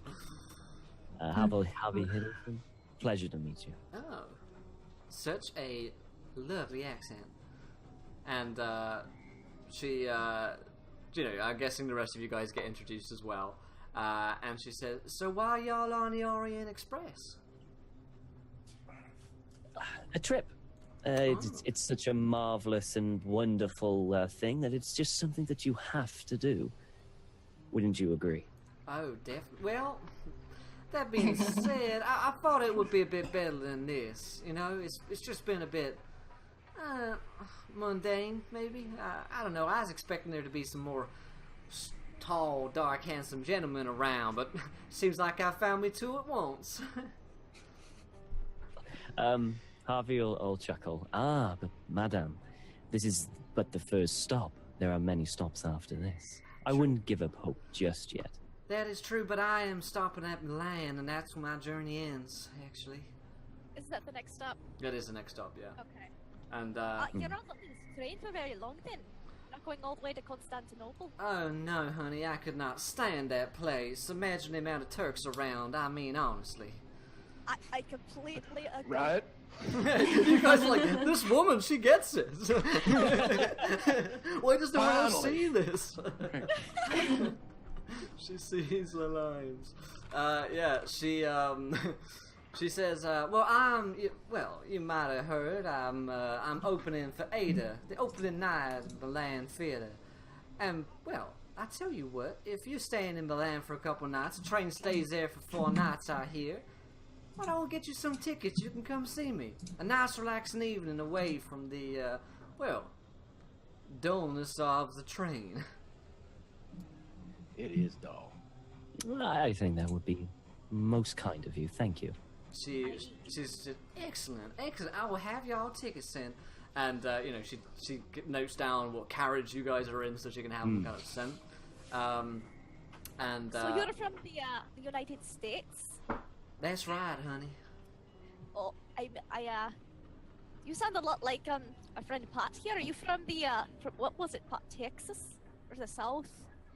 Or something? I don't know. I'm from Texas. I know a lot of Americans, guys. You know. What do you mean, you Americans? You all sound the same. I'm sure we all do sound the same, honey. Yes, I'm from the South, but I found my way around most of Europe these days, singing my songs, and, it pays the bills. And, she, drinks from her bottle of champagne again, She seems very wealthy. So y'all are off to Constantinople, then? Did you hear about that murder business in the town? I mean, it's only going to get worse the more Turks you get, I'm telling you. I saw at least 3 of them, and I swear to God, they got to be behind it. And what makes you so sure? Well, it's just their... It's simple racism. It's simple racism, really. They just got a simple 1920 racism. They've just got a predetermined disposition towards it, and that much is just science. Let's be real. It's just science. It's just science. It's simple racist science. I mean, come on, Harvey. It makes sense. Come on. Is she like the female version of Angus? Yes. Yeah. Oh yeah. Yeah. She's rich. She's like the most privileged person that you've ever come across, and yes. Probably most prejudiced. Will, I wanted to ask you. Yeah. I'm sorry. I wanted to ask you something real quick. Whenever they're getting everybody on board during one of these times of high security, do we have access to our baggage as if to refresh our clothes or? Yeah, you do, but other things. But at any point that they have stashed the weapons away from a separate place. So there's one carriage where the contraband is, and then there's a carriage where you guys allowed access to your luggage. Okay, so there's a special carriage that has contraband in it. That's right, yeah. Did they give it back at the end? Here's your guns, sir.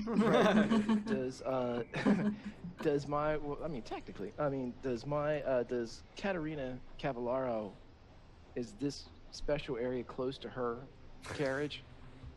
Yeah, it's the carriage over, actually. Oh, wow. The contraband? Yeah. Yeah, but obviously it's in the compartment. Yeah. I say, Miss Cavallaro, things have been rather dull here. The town here, it's a nightmare. But literally. What I think we should do is, you want to see something maybe remind you a little bit of back home? Maybe spicing this up a little bit. Oh, good sir, I don't know what you're talking about. She blushes. Bashful. Is it two-stepping? Yeah, it's line dancing, right? Have you ever square danced? Let's go. Dance. Can I get her to walk with me to the confiscated locker place? Yeah, for sure. Yeah. I'm going to lean over to the other. Maybe we should give those two some privacy. He seems to be rather taken with her. Neither of them are married, so it's too perfect. Pat is married. Yeah, he's married. He is married? Pat is married. I didn't realize that. She'd be like, oh, no, Pat is married? No, that's okay. That's okay. You assholes don't know nothing about me. You Yeah, don't have ask me you how ever old I asked am, or if I'm Pat? married, or where from the South I am, right? Yeah. It's entirely possible that you guys know literally nothing about Pat right now. Yeah, if he hasn't said he's married, because Nancy picks up on those kinds of things, then she Only because my husband's So, yeah. abusive is the reason why you're not So, married. yeah, Katerina's like, so is there a lady back home, Pat? There was. It was. Okay, are they leaving? Yeah, At they're this point, leaving and talking and talking. walking Yeah, away. yeah, talking and walking. So do we hear them talking about this? Yeah, you hear that first snippet. I want to chop some eaves on them. Yeah, you guys can roll listen checks as I head to the next carriage. I'm going to my cabin. I'm going to sleep. Done. Oh, I failed. I succeed. Nice. So Evelyn can kind of like relay this conversation back in whispers to Nancy. Yeah, as he goes like on the door. So you head into the next carriage. There are two guards who are armed in front of like this closed locker area where all of the stash has been taken. And she says, "Oh, honey, I don't think we're allowed in here." Oh, of course we are. Yeah, our stuff's right in there. And with this nonsense going on in these towns and these Turks about, I think we might be needing something that's in there, or at least know that it's still there. Well, that's all I'm that here might to be do is true. check. They could have stolen my stuff. I got necklaces and pearls in there, and I tell you, I saw a Turk go in there, and well, when he came out, I couldn't see his pockets, couldn't see his hands, but I bet you he had something in him. I bet you're right. I bet you are right, madam. She's worked up into a bit of a racist fury at this. And Pat is going to coal shovel that fire. Yeah. Well, I tell you what, these Turks everywhere. She's like, no, it is just despicable. And the two guards who are kind of like remaining stony faced, one of them says, "Madame, you cannot be here." And she says, "I tell you what, sir, I can be wherever I want." And she says, "Do you know who I am? Do you know who my daddy is?"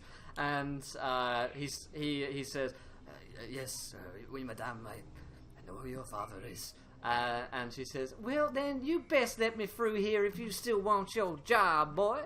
And he like nervously looks towards his companion and just shifts to one side to let them pass. And as she kind of like prances in like a little happy schoolgirl, and just kind of like looks at all the lockers around, and she says, "Well, let me explain, Daddy. He owns a lot of the trains around here, most of the railways, in fact. So he's always so boring. The trains made me come on this ride, this tour. I hate it." Oh, you don't have to explain to me, ma'am. Let's check on your stuff. I'll check on mine here. We will cross-reference and make sure everything is as we left it. Make sure there weren't any hands touching it that weren't supposed to touch them. Filthy hands. And Filthy hands. she starts going through the her private locker, and you get to go through yours. So what are you taking out of your locker? Well, I am field stripping both of my guns and stashing them about my person. Okay, nice. So you just like stash guns into yourself. Yeah, wait a minute. Hang on. I'm not like, smuggling something into prison or anything here, Will. I mean, I'm over there with a balloon. Oh, get this. Jesus. Oh my God. Fuck. Even Pat's got his limitations. Okay, so I'm doing everything. I can break them down into the 44 and the 38. The biggest parts of them that wouldn't be broken down would be the barrels, and I'm going to stick those in my socks on the inside. Yeah, she like down on my shoes, like in my shoes. She kind of gasps and says, "Oh my Lord, it's not here!" And Daddy's package. He told me to. Fuck. No. Why did you have to ruin that term, Internet? No. Holy fucking... His package? His package. That's right, his package. How big was it? Was it about this big? It was a big package. Oh my Lord, it was so big, and now I gone lost it. Daddy, I've been such It was this long. How thick was it? I've been such a bad girl.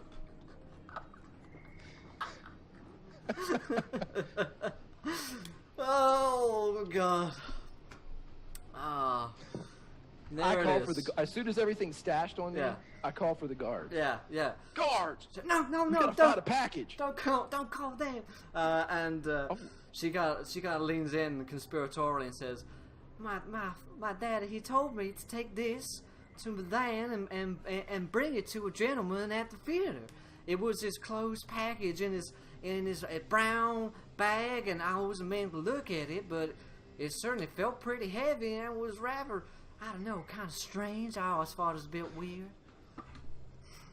It is. It's very strange. This whole sequence of events. Okay, so how do you want to play this, Miss Cavallaro? Well, I say that maybe we should report the crime, but Daddy said not to tell no one about it. It was of utmost secrecy, and it has something to do with all of his, occult business. He's particularly interested in all this stuff. Well, that's a very strange interest to have. What can I say? He's a strange man, but I do love him. And I told him I'd take his package safely to Milan, but...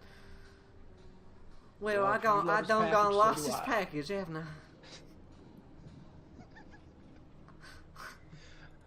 Okay, all of a sudden I'm in sixth grade again. Yeah. Okay, I tell her, Miss Cavallaro, if we have the guards come in here, they'll probably know everybody that's been in here that could have got their hands on your dad's package. Now, if we do that, we're going to be able Most to likely find out... I can't imagine filthy Turkish hands all over my daddy's package. There could...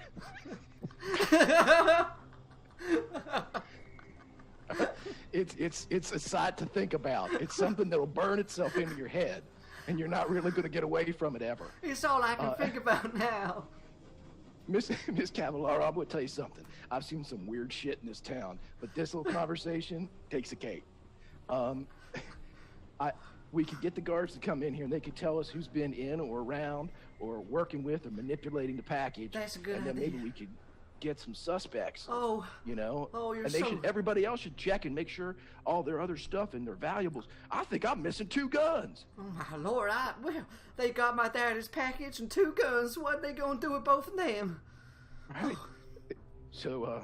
Well, I'm so glad there's a man about now, Mr. Patterson, and I only hope that you can look into this and solve the case of my daddy's package. I certainly hope so. I can too find this package. It's something that needs to be done. Please, I believe. Pat. So, it's my only hope. My father, he would be just absolutely in pieces if he knew that I lost his package and that a filthy Turkish man was putting his filthy hands all over his package. Simply, he would be beside himself. We gotta stop this soon, dude.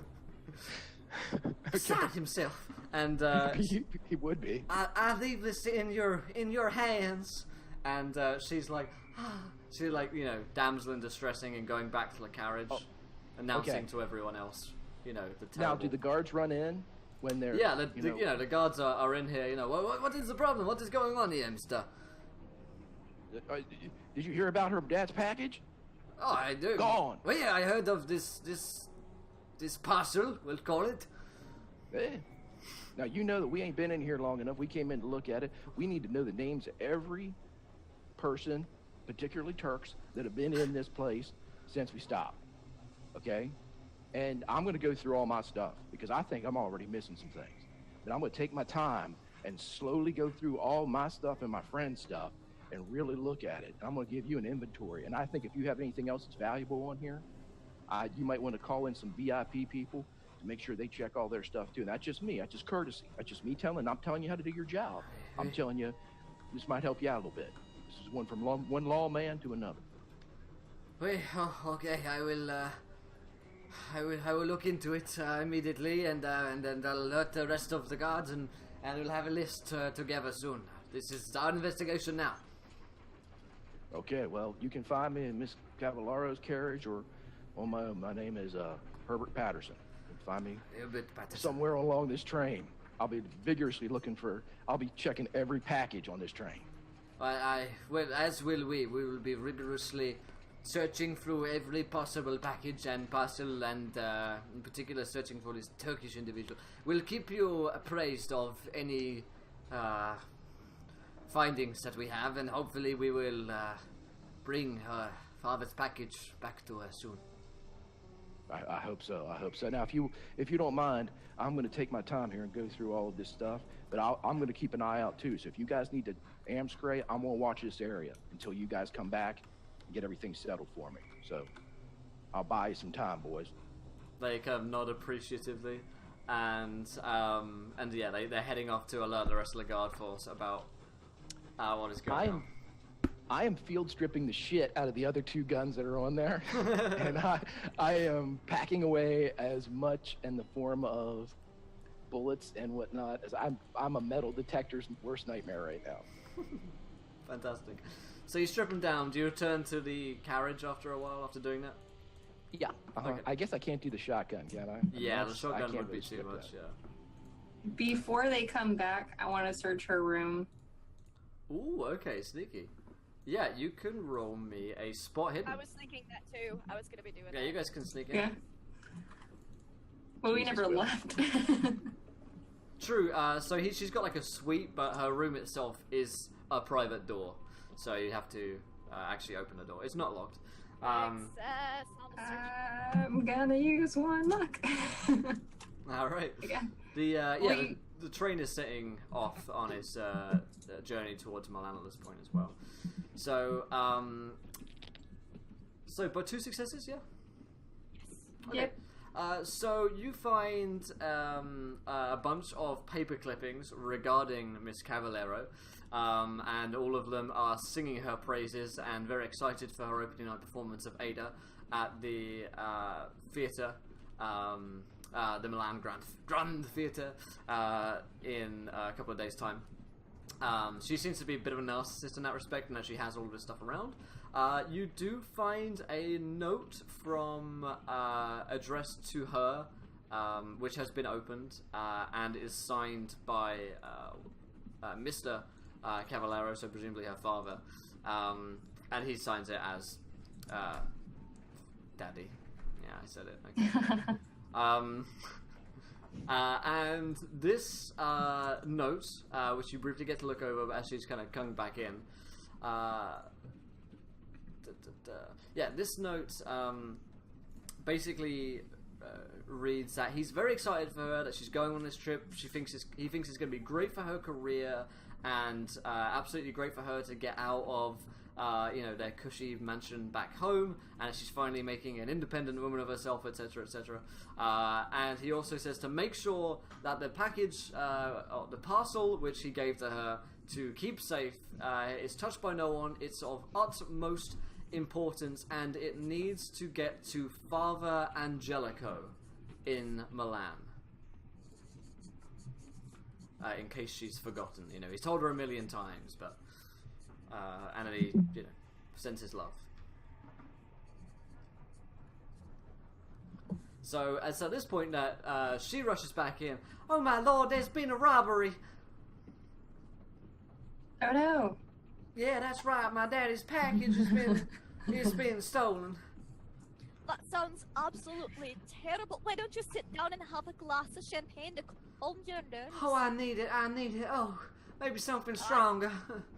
No, I've got you there, and I just pour a little champagne with the whiskey. She grabs it and begins to take a little cautionary sip of it. Like, oh yes, that's the spot. And she sits down and she's like, my daddy's gonna be so distressed. I was meant to bring a parcel to him, for him, to a man in Milan, and now it's gone. A filthy Turkish man must have stolen it. And that Mr. Patterson's had things stolen too, by the sounds of things. Most likely those Turkish men stole them as well. Oh, that is really terrible. And I look over at Pat. They got my guns, guys. He's like twice the size. That's when he that's when he went in. All these guns on him. Yeah, he got my guns, rattles guys. and walks. I just picture him funneling bullets into his socks. Yeah. The bullet funnel. Yeah. So he's she's very distressed at this news. The guards seem to be kind of bustling about and making a big mess of the whole deal and trying to see if there are records. Turns out they don't have records of anyone who entered in there other than staff. So they're at a loss as to who it could be. But maybe a guard heard or saw something. Stuff. Yeah. Potentially. Who knows? But she's in absolute distress as the train's setting off, and she needs to be consoled basically via alcohol and kind words. Oh, just tell me it's going to be better, Mr. Patterson. We'll find it. It'll be good. We'll get it taken care of. Oh, he's such a Will, man. when I get a second, I am in search of a good package.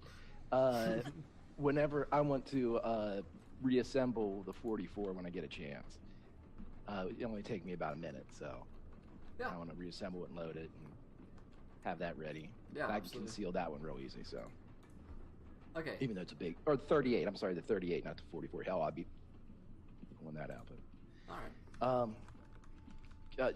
can you tell me what was? You don't know what was in the package. You didn't hear your daddy I talking don't about know. it. Or... I know that he's into the strange stuff, the occult and all that. It's just harmless, really. He just has a bit of an interest in it, as well as he has an interest in trains, old trains. He loves old trains, English trains. All this, he's part of all these clubs. He just loves it. Right. I understand. I completely understand that. Now, you didn't get a glimpse of it, though. You didn't see it, what it looked like. It was paper or a book. Well, it seemed to me it might have been some kind of bust. It was quite heavy, Kind of a statue, maybe like yay high. Looks like it had a couple arms that could attach to it. Well, maybe so. I never really got a look at it. It was just a big parcel, well packaged and all. About how large was his package? Oh, Well, we agreed it was about this. that's right. Yeah. She gives like the kind of hand dimensions of like a kind of bust, statue. Okay. Oh my. Who were you supposed to give that to, darling? Oh, I think it was some priest, some sort, Mr. Angelico or something. Angelico. You guys are like looking surprised. Yeah. It's rather interesting for a priest to be interested in occult matters. Well, no, I don't think so, really, sweetheart. I'm supposing he's probably just got some religious stuff on it, Priest's a clever man and all that. And if it came they from are Milan, then, well, most likely he knows something about it. Especially if they're Catholic, so hopefully he's a good Catholic priest and, And perverts. Yeah, I was going to say that lends a whole different dynamic to the package. So The Catholic package. the Catholic package, it's in high demand. These days.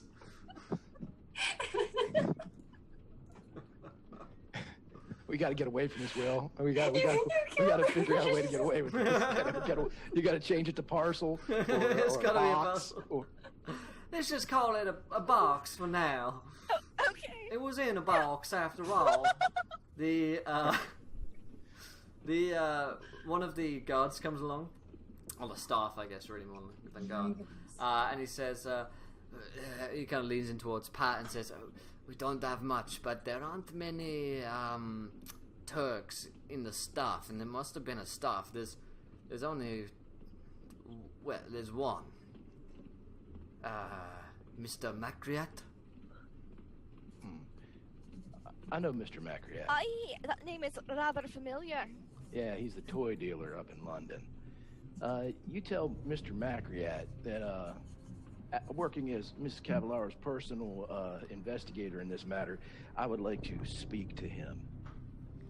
Mehmet Macriat, isn't that his name? Oui, but the thing is we cannot find him aboard the train. It seems like he might still be in Lausanne. Maybe he never boarded. We don't have a record. Boy, I think I got a good idea where he is. Oh, really? Where? Oh, out and about. There's a Duke in the hills. He likes a good package.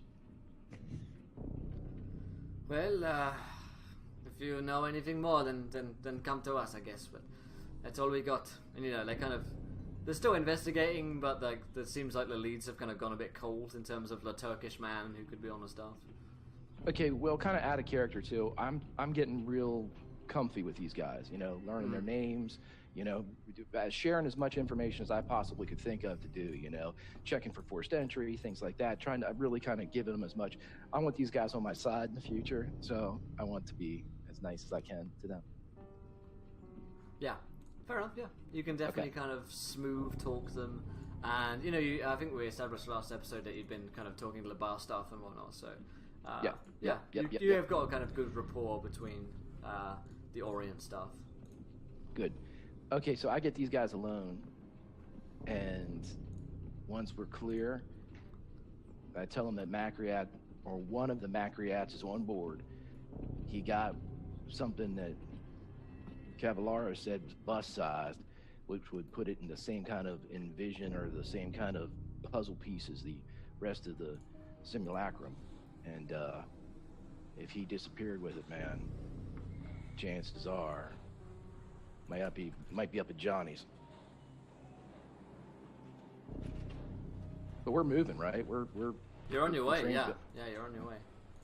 I mean, presumably if these guys are part of some kind of cult, then they also want to take it to Constantinople, according to Professor Smith's diaries and research. So presumably it will end up in the same place at some point, but whether or not that's in time is another matter entirely, I guess. All right. Someone better break the news to Katerina. Yeah, she's absolutely in tears. She seems completely distraught, very upset that there's no hope and no luck that she's going to get her daddy's package again. So she's pretty inconsolable, but she's trying to get it back for when in a couple of days' time she's performing. So she says, I think I need some time to myself, my friends. Perhaps you could leave me alone for a little bit, and I'll just spend some time alone, Certainly. Just let me know if you need some more company or a shoulder to cry on, or more whiskey. And I give a little curtsy and leave. Yeah, Pat just touches his hat. And, ma'am, he takes off. And as we leave, I'm like, all right, Evelyn, they've tried to get you once. You're not. I think we should, bunk up together. Make sure, it's doubly hard to get you. I'm a married woman. No. Scandalous. I know that's a good idea. I agree. Alright, so she's like, she'll go into Evelyn's room and make a dummy, kind of like the kid trick where you bunch up a bunch of sheets to make it look like someone's sleeping, and then put Evelyn in her room. There's already a dummy in Evelyn's room. Oh, okay.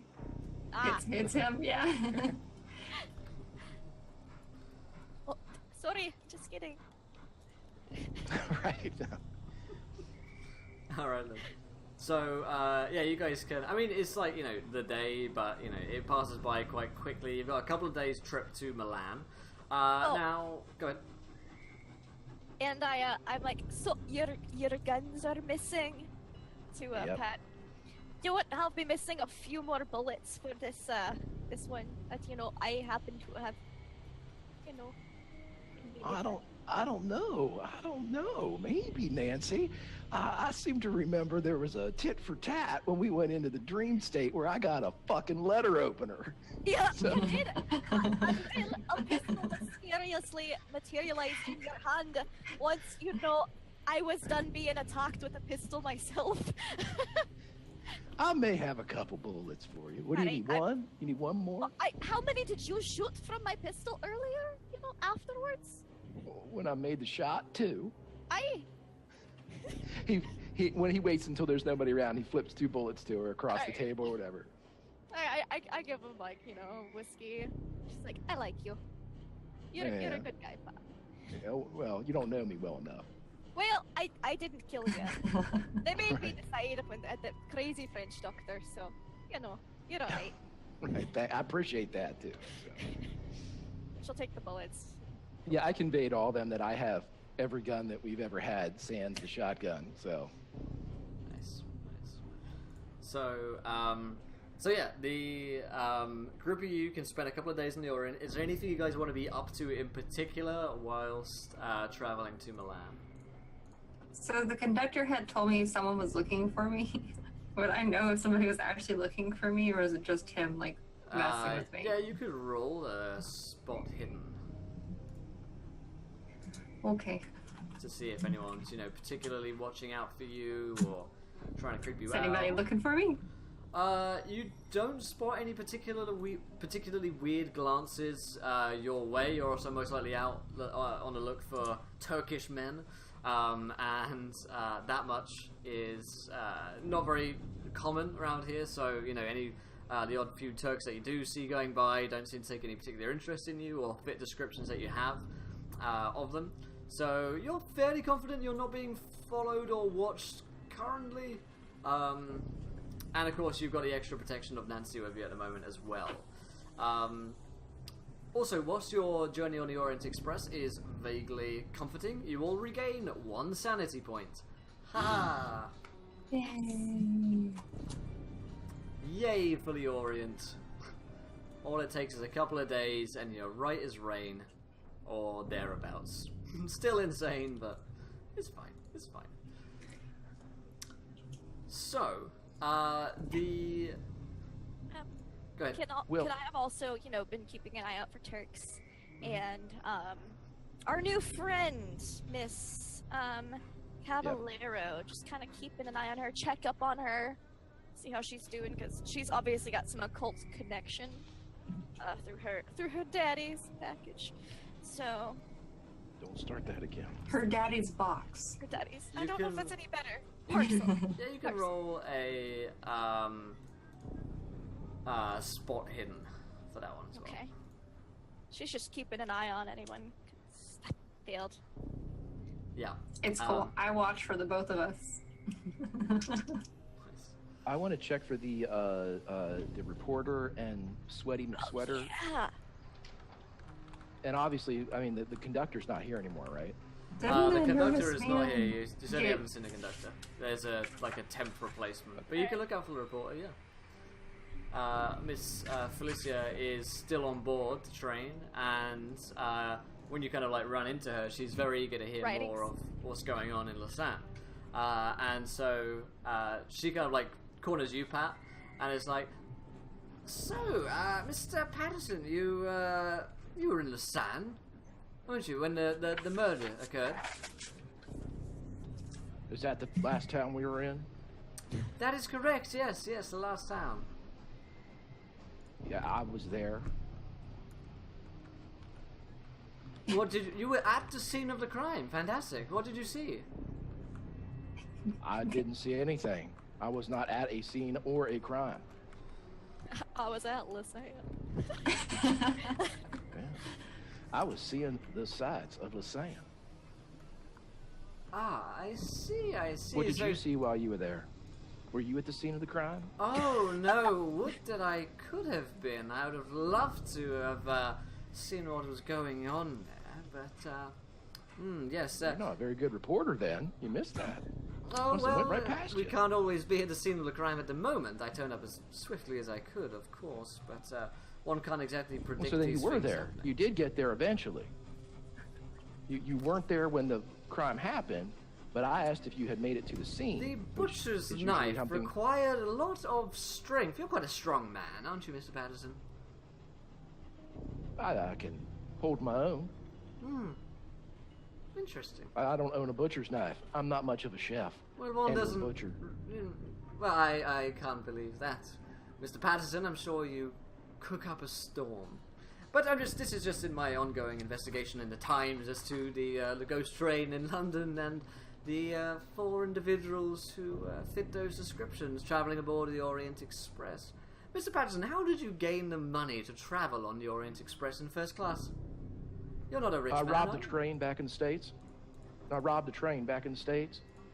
Just right, I stopped it right dead in its tracks, and I said, "Everybody on board, give me your money, throw it out the windows." And then I walked around with a pillowcase and scooped it all up. Went and bought my ticket the next day. You can quote me on that. Why do I get the feeling that that's not so far from the truth, Mr. Patterson? I don't know, because you're a poor reporter. Oh, honey, if only you knew. Anyway, have a nice Honey, day, if only you knew. Mr. Patterson. I'll be seeing you around. Oh, not if I see you first. Why do we let him talk to people? Hey, he said he's talking to Pat, so I have to switch Pat on and then let Pat do his thing. So, is the sweaty guy still on the train though? yes. No, he got arrested, I thought. He was, he was, arrested. And took shopping. Yeah, you haven't seen him since aboard the train. Yeah. Can I find out using my investigating skills where that stupid reporter lady's cabin is? Sure. It's not far hard. You can kind of follow her back to her little cabin. All right. And then, yeah, just make a note of that because I'm gonna totally burn all of her notes one day. I swear. Oops, more coffee. Oh no! Oh, I smelled this whiskey and dropped my cigar match. I don't know what happened. It was just an accident. But no, not yet. Not yet. Yeah. She does run into her, like, at any point during the train, though. She's like, so, do you, like, coming a big article all at once, or are you sending these off as you go? Oh, it's a series, yes. I'm calling it Horror on the Orient Express. Ah, I see. That's, I mean, it's an okay title. I've heard better. But, Well, they have plenty of horror back where you come from. You'd better not be talking about Scotland that way. Shut your damn haggis hole if you're talking about the country like that. So where were you at the night of the murder in Lausanne of William and Edgar Wellington? I was in the church praying like the good religious girl I am. Were there any witnesses to this? Harvey was with me. Ah, your accomplice, I see. My accomplice? No, he is my friend. Mm-hmm. Keep going. From the UK, and we are just great friends, and we go off and we do friend things like go to church and pray. She, is that so? Praying, is that all you two do together? I sometimes, I convince him to have a sip of whiskey, but Really? And is that how you convince him to do such barbaric acts with knives? Wait, what? Harvey is terrible with anything sharp and pointed. Like the last time I saw him with a letter opener, he nearly sliced his fingers off. It was terrible. That's why he has his servants open letters most of the time back home. Former history of knives. I see. Interesting. Well, thank you very much, Miss McDrew. Your assistance is most welcome in this case. I don't like you. Oh, you don't have to like me. No, it's okay. I like her for you. I love you. I love this character. She will die. Is there anything else you want to confess? I ain't not confessing nothing except to, God while I'm praying. And that's usually like, oh, I'm sorry, I had too much whiskey again. It happens. So you are an alcoholic then? I am not an alcoholic! But you do have a problem. My only problem here right now is you. I kindly ask you to shove off. I'm afraid you're at my cabin, darling. Well, and I just close the door to her cabin and walk down the hall. So yeah, you've you feel like she might have gotten the best of you in that kind of round, but she hasn't won the war yet. She hasn't. I'm plotting. Yeah. So yeah, do you guys actually want to do anything about this reporter? She's writing an article called Horror on the Orient Express regarding you four, and to be fair, she might actually have something. Let's kill her. There are a series of murders which you guys can be loosely connected to, with eyewitness accounts of the four of you, with descriptions, and this matter of the ghost train, which is devouring international news right now. It's all the rage. The story of the ghost train has been going for a week now, and it doesn't seem like it has any intention to kind of like slow down. The press are loving it. So, you know, she's kind of hot on your heels right now. Is there anything that you actively want to do to stop her investigation, or are we allowing this to continue? Nancy is going to go over to Harvey's cabin and be like, Harvey! Harvey! Harvey! Yes, Nancy. Harvey, hey. So, Hello. you know, that reporter lady's a right arse, and I can't stand her, and she's writing all these terrible things about us that is obviously not true at all. Not an alcoholic. And, just, you know, I think that you should, you know, take her out to, like, you know, like a dinner or like a drink or something, and then me and Pat bust into her cabin and destroy all her notes. Okay, I'm going to go back to sleep now, and you just take a whiskey and go back to your cabin, okay? Maybe she's into ladies. I'm kidding. Wait. Let's revisit that. Let's. Let's address this. Nancy, it's a reporter. They're there to talk absolute rubbish. They have no hard evidence on us at all, or anything like that whatsoever. So let her play her little game. Just ignore her. Aye, but she's gotten like a lot of notes on us, and you know, we were involved in some things that are a little too closely for my liking. And But she doesn't have any hard evidence, so who cares? crosses her arms. It's fine. If she gets anything else, I'm going straight to Pat next time and not talking to you first. Oh. You do realize if you do something like that, you make yourself look guilty? Just saying. We'll make it look like an accident.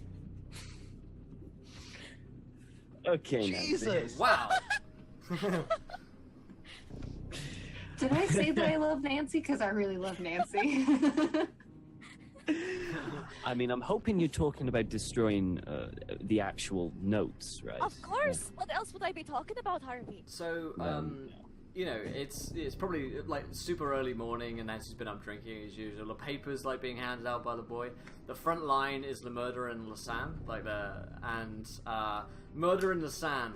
Footprints found, and this is their latest lead. Is that they found footprints in the house relating to several individuals who've been going around. In the pools of blood. Apparently, the police have a like a footprint ID, so they know the size of the shoe. And they reportedly several men and women were in the house based on like shoe size, and that's what the police are working with currently. They don't have like super high DNA stuff, but they can get a good footprint when they need one. All right, we need new shoes. I have several pair of shoes in my luggage.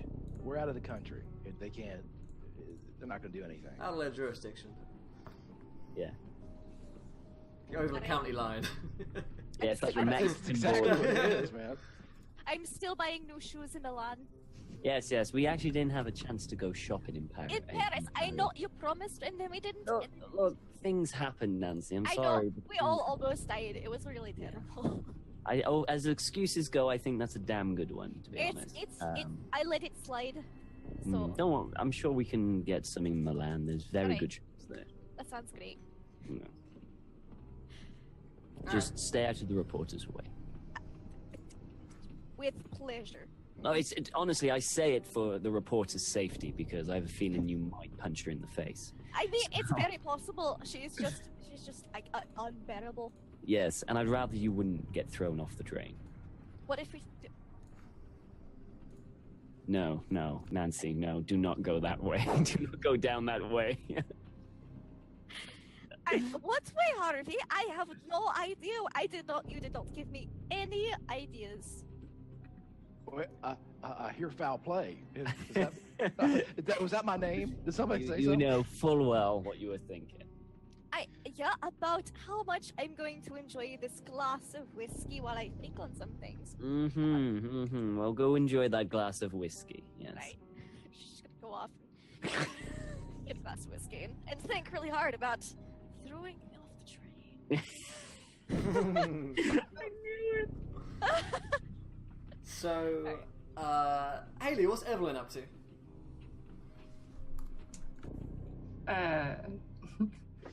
She's probably drinking more than she normally does. She's having. She is staying with Nancy. Yeah. She's embracing the impact that Nancy's had on her life now in this couple of weeks or whatever, how long we've been on this. Okay. Yeah. Okay, so yeah, you end up drinking a little bit more. Are you researching any into the scroll? Probably. Okay. Yeah. Yeah, you can But roll. I would be doing this privately, like in Nancy's room. I wouldn't be out in the open doing that. Sure. Okay. When she does it too, someone should kind of hang close too, just in case. Yeah. I mean, it's crazy shit. So Yeah, it's some, that'll some be bad about. shit. So yeah, you can roll me a. What would this be? So many skills in this game. As long as it's not another sanity check. Not yet. You can roll me a. I will call it library use. Welcome. Yes. So many skills. Glad to be a librarian. Advanced. Nice. So you gain some more information on the scroll, and Evelyn learns the spell. Enchant Flesh. Okay. Okay. Yeah. This is written by Sedefkar himself, and it allows the caster to preserve and ensorcel one size, in game terms, point of the skin and flesh of a victim. The flesh must be cut away with an enchanted knife, and immediately thereafter the spell must be cast upon the skin. It takes 5 minutes to cast and costs some amount of magic and sanity. The block of flesh so enchanted is now immune to most forms of damage. Furthermore, the flesh will age instead of the caster, adding 1 year to his or her life. And so, enchant flesh is basically a way, if you had enough flesh ensorcelled with this, you could potentially live forever and not be able to be damaged by mortal means.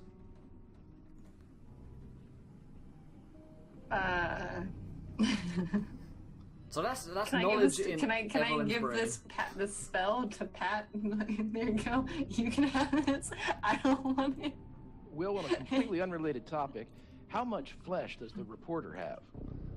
Oh, she's got a Not lot enough, of flesh. probably. She's got a lot of flesh. Look, the amount of flesh needed would be like flaying an Quarter's arm. worth?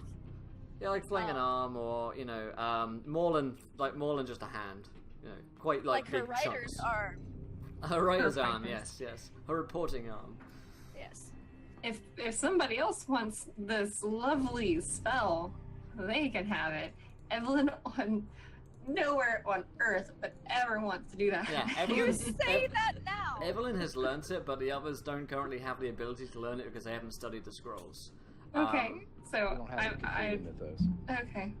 Yeah, so only someone with a Cthulhu Mythos score can currently technically cast that. Not that you have to cast it, but it's just something which is in your mind. It's also information on potentially your enemies as well and how they work. Ensorcelled weapons will deal normal damage to them, but mortal weapons such as firearms and knives and the like would not. So the same night, you guys go to bed. It's time for you to arrive in Milan in the morning, and so everyone goes off to their beds and bunks. And somebody roll me. In fact, Pat, Nancy, and Evelyn, roll me a listen check. Also, is there a dark room on this train? Oh, so close. No. I mean, in terms of Dark room? not in terms of like for photos, but no, there's like a carriage which is always kept like dark for people that are sleeping during the day and stuff. Okay. No, I meant for photos. I pass. Nice. Okay. Yeah, I had an extreme, or almost an extreme success. I had a nice. fail. Okay, so Barely. Evelyn and Pat Made my wake luck. up. They've heard some kind of strange scratching noise outside in the carriage. Oh, like outside of our like windows or Outside of your... somewhere within the train. Outside your door. I'm gonna wake Nancy up. What's this shit? What is it, Evelyn? There's sounds in the hallway. Your husband's coming to get you, don't worry, it's fine. What? Is that not what it is? Okay, I'll put the gun back. I thought you said your husband's gonna come get you. That's what she said, yeah. Yeah, your husband's coming to get you, don't worry, I got your back. Okay. Like, oh, it's fine. Your husband's just gonna get Hey, Like, it's chill. It's chill. it's Is there fine. any way, is Harvey share a wall with me? Yeah, Because yeah, he does. if I'm in, is there any way I can just like tap on his wall and Yeah. see if he? Yeah, you kind of give a tap on the wall, but there's no response from Harvey's room. Something's wrong with Harvey. Okay, that's why he didn't roll. I pull out my guns. Well, I put them in my jacket and kind of do the old gangster thing where you do that, and I go around and knock on Harv's door. I peek out first. Yeah. I'm good. I'm hella good at peeking. Yeah, as you guys, head outside from your Yeah, rooms. we're gonna look first, we're not gonna, like, open all, like, Hey! Yeah, head scratching noises. you see that there's this strange white mist covering the floors all along your carriage currently.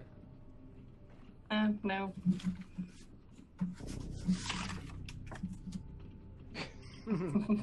Ain't happening.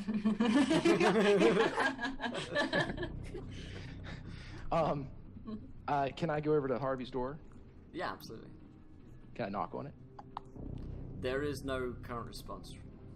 Son of a bitch. Can I open it? Yeah. Is Harvey dead?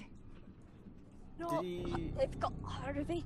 group of you look into the dark room, and you see that there is something hanging from the ceiling. You realize that it's Harvey. He's upside down. He doesn't have any eyes. He doesn't have a tongue. And written on the wall in blood, there is a message. Where is the statue? I'm gonna be sick. And that is where we're going to be wrapping up tonight's episode of Call of Cthulhu. No! No! Can I pay you to have this go longer? Can I pay you for just one more hour? Man, that's what we're wrapping up tonight's episode, my friends. We're heading into our next game here. Tyrants for All. I'm afraid so. If you enjoyed tonight's episode, please do let us know in chat, everybody. And if you haven't followed yet, hit that follow button and join us. But let's go around the cast and crew. And I know that Redundant's got a mini announcement, I guess, to make. So let's go to Redundant, first of all. Okay. Well, good as always. A lot of good fun. However, this will be my last Call of Cthulhu one. I got a job, which I switched. How dare you I get was a on the job? time, so How dare you. unfortunately I have to bow out. Yeah. Unfortunately, Harvey has to bow out. So you don't have an endless supply of money raining down on Right? you guys. I'll take your wallet, No, don't worry. unfortunately. I'll take it. As much as I hate to walk away, because I do love Call of Cthulhu and I have been loving it, obviously, a new job, kind of have to go for it for the Yeah, money. no, we understand. Unfortunately, unlike Harvey, I am incredibly poor in real life. So have to. But yeah, I've absolutely loved it. And I mean, it's not going to be the last time you see me on the Encounter roleplay, Right. or perhaps on Cthulhu. But for this season, that's it. So this is episode 5. There's 8 episodes per season. So next season we will see Redundant back on a Tuesday game, but not this one, playing something else of us. So fear not, we'll see him again. This isn't goodbye. It's just farewell.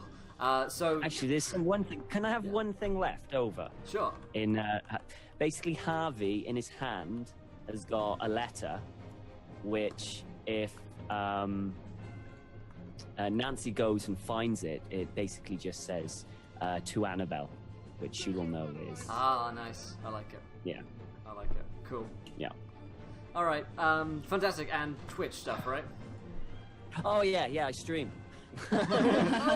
Yeah, I stream a variety of games and stuff like that, and jazz. I talk absolute bollocks for God knows how long. At Redundant UK, twitch.tv/Redundant UK. I normally go live Monday to Friday, 10 a.m. GMT, and just play random games right and center. It's a lot of good time. Fantastic. Let's go to Greg. Oh, redundant, man. I'm going to miss you, dude. I have had an absolute blast with you, man. It's been a pleasure. Hopefully we can do it again someday, man. I've had just a blast. That was the biggest cliffhanger I have ever read, seen, been a fucking part of.